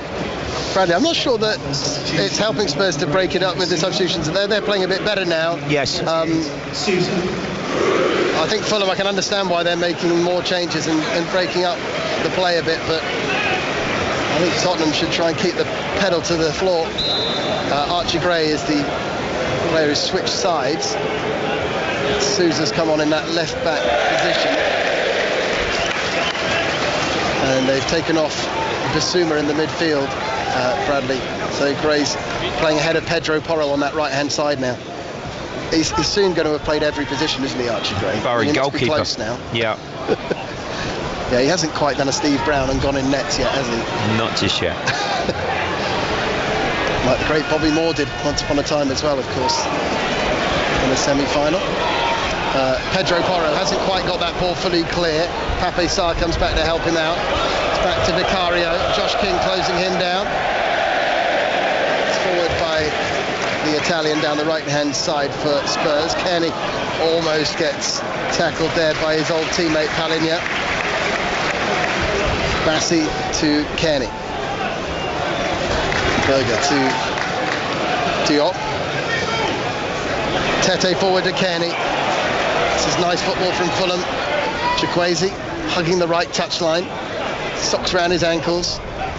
Tries to play a ball forward for Muniz to run onto on a diagonal, but doesn't quite come off. Tell bringing the ball forward. He's looked energised since coming off the bench. Breathing a bit of life into Tottenham. There was a 50-50 there, left Tete down, but he's back to his feet now. Sessegnon to King. Now out to Iwobi on the left-hand side. There's swivel of the hips from him as he gets the pass away. Now gets it to Sessegnon. Lovely turn from Sessegnon. That looked like it came off. Yeah, he's claiming a corner. He thought it'd come off of Dragerson now. So the ball was played into his feet and he tried to swivel beyond the defender, but not given. To be fair, at least for 15 minutes in the introduction of subs, the intent and drive really of Paulinho from midfield, Spurs have shown improvement, and that gives their fans a semblance of encouragement for the coming weeks. But it is going to be a late show, isn't it, really, if they are going to get something against the runner. Play a little bit still from this one, having been 2-0 down. Bradley Allen, the voice you can hear alongside me, the former Premier League striker, with me, Andy Rowley, here at Craven Cottage, where Fulham lead by 2-1. It really should have been more, but Tottenham have got back into it thanks to a second half goal from Richarlison. Fulham with a host of chances, 2 of which were taken by Harry Wilson and Alex Iwobi. They didn't put the game to bed, and Tottenham have given themselves a chance in this one. Premier League games throughout the midweek as well this week, so Brentford, informed Brentford with that away win in the end at Burnley, down at Bournemouth on Tuesday night, a game you can hear live with BBC Radio London, and Wednesday night we'll be back here at the Cottage for Fulham against West Ham, and Thursday Tottenham against Palace. All those games coming up live on the home of London football, BBC Radio London, as Richarlison tries to get the cross in. That's come off Sander Berger, and that's gone out for a throw-in next to the corner flag. Dragerson again. The Spurs number 3 jogging across in front of the Tottenham Hotspur fans. Set plays have been one of the few better things really for Spurs, haven't they, across this difficult, troublesome Premier League campaign. Is this going to be the way back to get this to 2-2? Here comes the throw, headed away by Sessegnon. King on the swivel, gets it upfield looking for Sessegnon. Sessegnon tackled by Pedro Porro, and it's out for a throw-in on the far side of the field.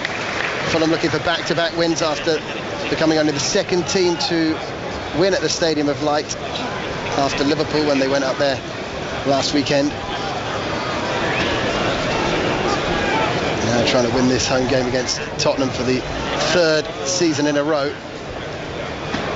Sessegnon switching the play out to Tete. He's got Chukwueze ahead of him. The Fulham fans want them to go for the jugular here, Fulham, but they're a little bit reluctant to do so. They're still just looking to try and play in the right areas of the pitch, not give Tottenham the chance to break quickly. Here's Iwobi. Sessegnon breaking forward just beyond him. Iwobi trying to get the ball into the box, comes off Pedro Porro, back to the scorer of the goal that separates the teams. Iwobi finds Chukwueze. Lovely turn from Chukwueze, working it through to Muniz. His touch takes him away from goal, and then Pedro Porro, his clearance comes off the back of a Fulham player, headed forward by Paulinho. Kearney is there again. And Fulham just keeping Tottenham boxed in at the moment with 5 minutes to go of the 90. Yeah, lovely little turn, wasn't it, from sub Chukwueze. Got away from his man. The ball didn't quite break off the set, but Fulham maybe on the switch of play could be on. Well, here goes Sessegnon, well forward for Fulham. Cross straight across the face of goal again, and Muniz couldn't get the touch on it. It's run for Chukwueze. Chukwueze into the penalty area, left-footed shot. It goes off a deflection and then cleared by Archie Gray. Diop is there to head the ball down to Kearney. They're searching still for this 3rd goal that will surely finish it in Fulham's favour. Iwobi finds Sessegnon on the turn. His shot blocked again by Pape Sarr this time. And then a foul by Bassi on Richarlison. Free kick to Spurs, and we can go up to Old Trafford and get the latest between Manchester United and Crystal Palace with Ross Heaton. Yeah, Tottenham Palace are committing players forward. They are still 2-1 down. They've made a host of substitutions. Giesan is back on now, and they're in possession as they try and progress forward down the left. Manchester United have taken their foot off the gas a little bit. Has it allowed Palace maybe a glimmer of an opportunity to get something out of this game? It's Manchester United 2, Crystal Palace 1. Thanks very much, Ross. We'll keep you posted if anything happens in the last few minutes of that one, of course, here on BBC Radio London, 5 Sports Extra and BBC Sport Online, as the ball is booted upfield by Fulham, nowhere near Muniz. It's out for a throw-in to Spurs. Brighton are still leading Forest by 2-1. Scoreline that will please West Ham and Tottenham fans, I suppose, given that Forest are the team right down there with these two sides. West Ham 25 points, Forest 27 currently, and Spurs 29 currently. 4 points between those sides. Brighton moving up to 37 points, which would be 12 points clear of the relegation zone if they hold on to that win on the south coast. Bassi striding forward, tackled hard by Palinha. It's out for a throw in of Fulham on their left-hand side. The body language of Marco Silva is just fascinating to watch. He's kicking every ball. In moments he wants his side to breeze forward, don't they, and go and get a third, and then he just wants calmness and they talk composure. about the Tunnel Club. Honestly, if you're on that side of the pitch, a ticket just to watch Marco Silva, manager cam, it's worth it. He's unbelievable, the amount of energy he expends during a match. I was over there for the Ipswich game here last season, and he was absolutely blowing his top. Chance for Spurs. Here they go down the left-hand side with Tell. He's got Sousa on the overlap. Sousa breaking into the penalty area. Can he pick a pass out? He's pulled it back. Sarr's arriving. He's put it into the side netting. Oh, it wasn't the best of crosses. Sousa did well. He just run beyond Tell. He was fed into the box. He's tried to cut back. He scuffed it a bit. Sarr come from nowhere. Had a touch. Angle against him.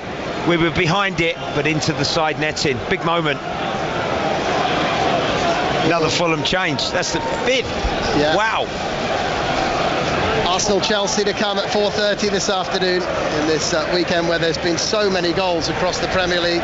We'll have reaction to all of today's games for you in the breakfast show tomorrow with Aaron Paul on BBC Radio London. A fan on the pitch. Come onto the pitch. He's been ejected. That was all rather tame, wasn't it? Was he trying to take a goal kick?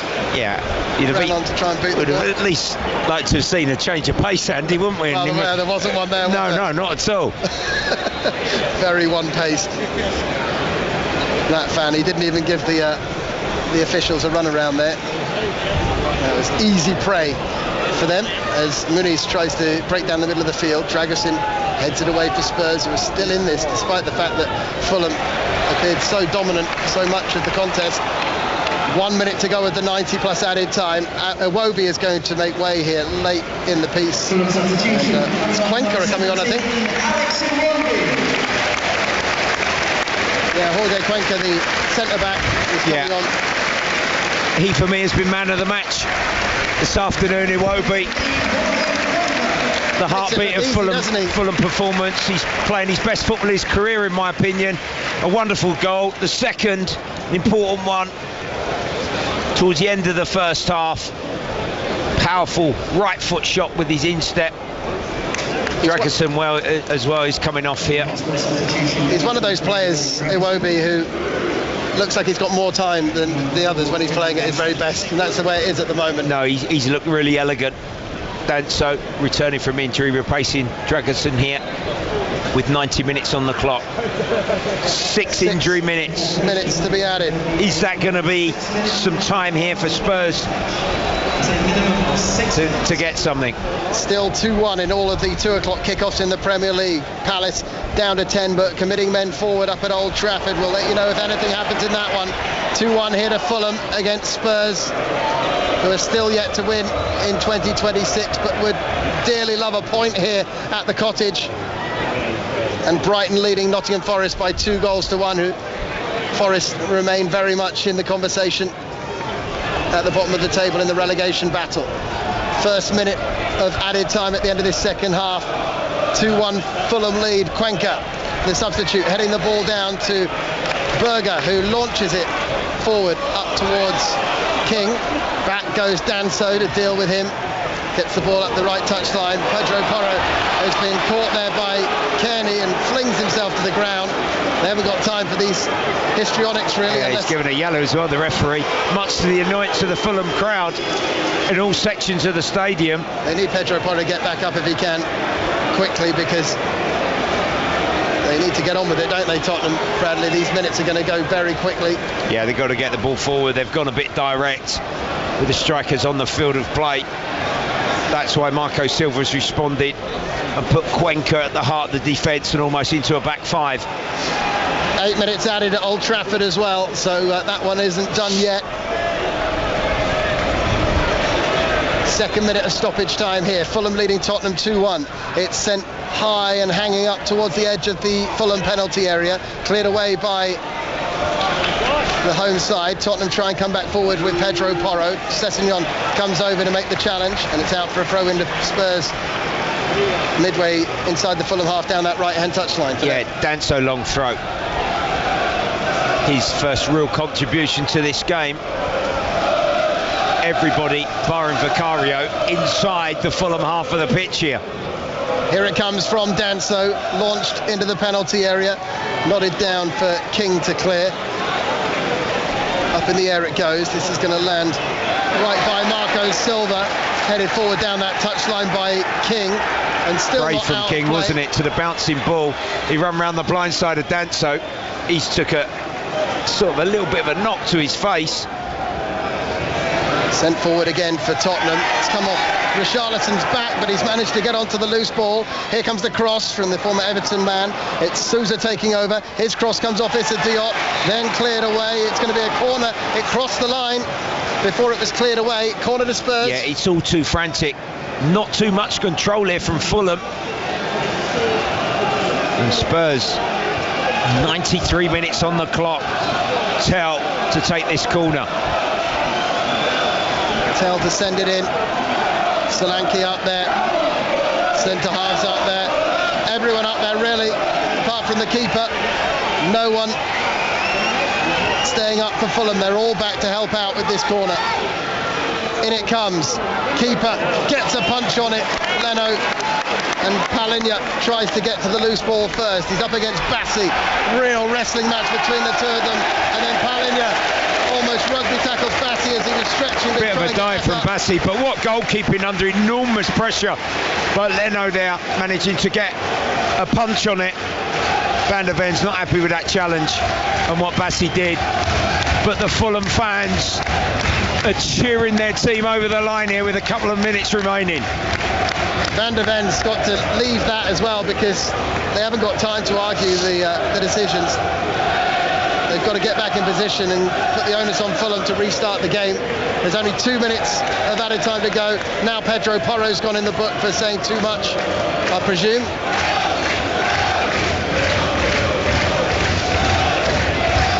They've done ever so well here, Fulham. Real gamesmanship there from Bassi. They've wasted all of 45 seconds in that moment. Igor Tudor with a shake of the head. He's about to become the second manager in the Premier League for Tottenham to lose his first 2 games in charge, like Martin Jol. Unless they have a little moment of magic to end this game and try and find a late equaliser. Sessegnon chipping it forward into the channel. Intelligent play just to try and eat up a bit more time. Spurs get to the ball first, clear it upfield. Kenny has knocked that down straight to a Tottenham player. It's Archie Gray. He's going to play it in front of Sousa out on this left-hand side. He's got support in field from Tell. Tell into the box. Gray with a little swivel. It's come off Tete. It's another corner to Spurs. What a crazy finish to this game. Fulham fans just can't look, Andy, can they? Well, it's a very strange atmosphere, isn't it? Vicario up. Vicario up for the corner. Is this a Jimmy Glass moment? 30 seconds of the 6 added minutes still to come. Corner about to come in from Tell for Spurs. Is there going to be a late sting in the tail? Leno gets the punch away with Vicario right on top of him. Back out it comes to the corner taker Tell. Vicario heading back to the halfway line. Here goes Tell to the byline. Left-footed chip cross headed up in the air. Sar's there, but Chukwueze is as well. And he clears it away. Danso getting back there. He's knocked off his feet. Free kick to Spurs. Yes. One last chance. Silly foul from King. They're managing to just about clear their penalty box. Madness. Fulham on the verge of doing the double over Tottenham for just the second time. It should have been more comfortable really, but Spurs knocking on the door for an equaliser right at the death. Here's the free kick from Pedro Porro, clipped into the box. Richarlison rises, Palinha is blocked. That was going into the corner, and there is the final whistle, and Fulham have won it. It was way more nervy than it needed to be, but they do get the 3 points. Marco Silva would have rued those missed chances if they didn't get it over the line, but they have won it, and Palinha, their former player, came so close to the equaliser right at the end. And it's 10 Premier League games without a win for Spurs. Only once have they had a record like that, and that was under Ozzy Ardiles back in 1994. Fulham do the double over Spurs. It's finished here at the Cottage. Fulham 2, Tottenham 1. Total Sport Live. BBC Radio London. Bradley, Tottenham did rouse themselves, but it was a little too late, and Fulham, I think we have to say, deserved that. Yeah, I think Fulham had a bit more quality across the afternoon and were deserving winners of this London derby, in my opinion. Spurs huffed and puffed. They made changes. They went a bit more direct with Richarlison, Tell alongside Solanke. Fulham had a little bit of last-ditch defending to do into the 6 injury time minutes, and he got all a little bit nervous. But they've come through. Marco Silva and his staff celebrated it, as have the Fulham fans. Another big win for them and a push towards maybe a top 6-7 position come the end of the season. But Spurs really worrying. Another defeat, all too many, and now Thursday evening against Crystal Palace. What an enormous London derby that's going to be at the Tottenham Hotspur Stadium.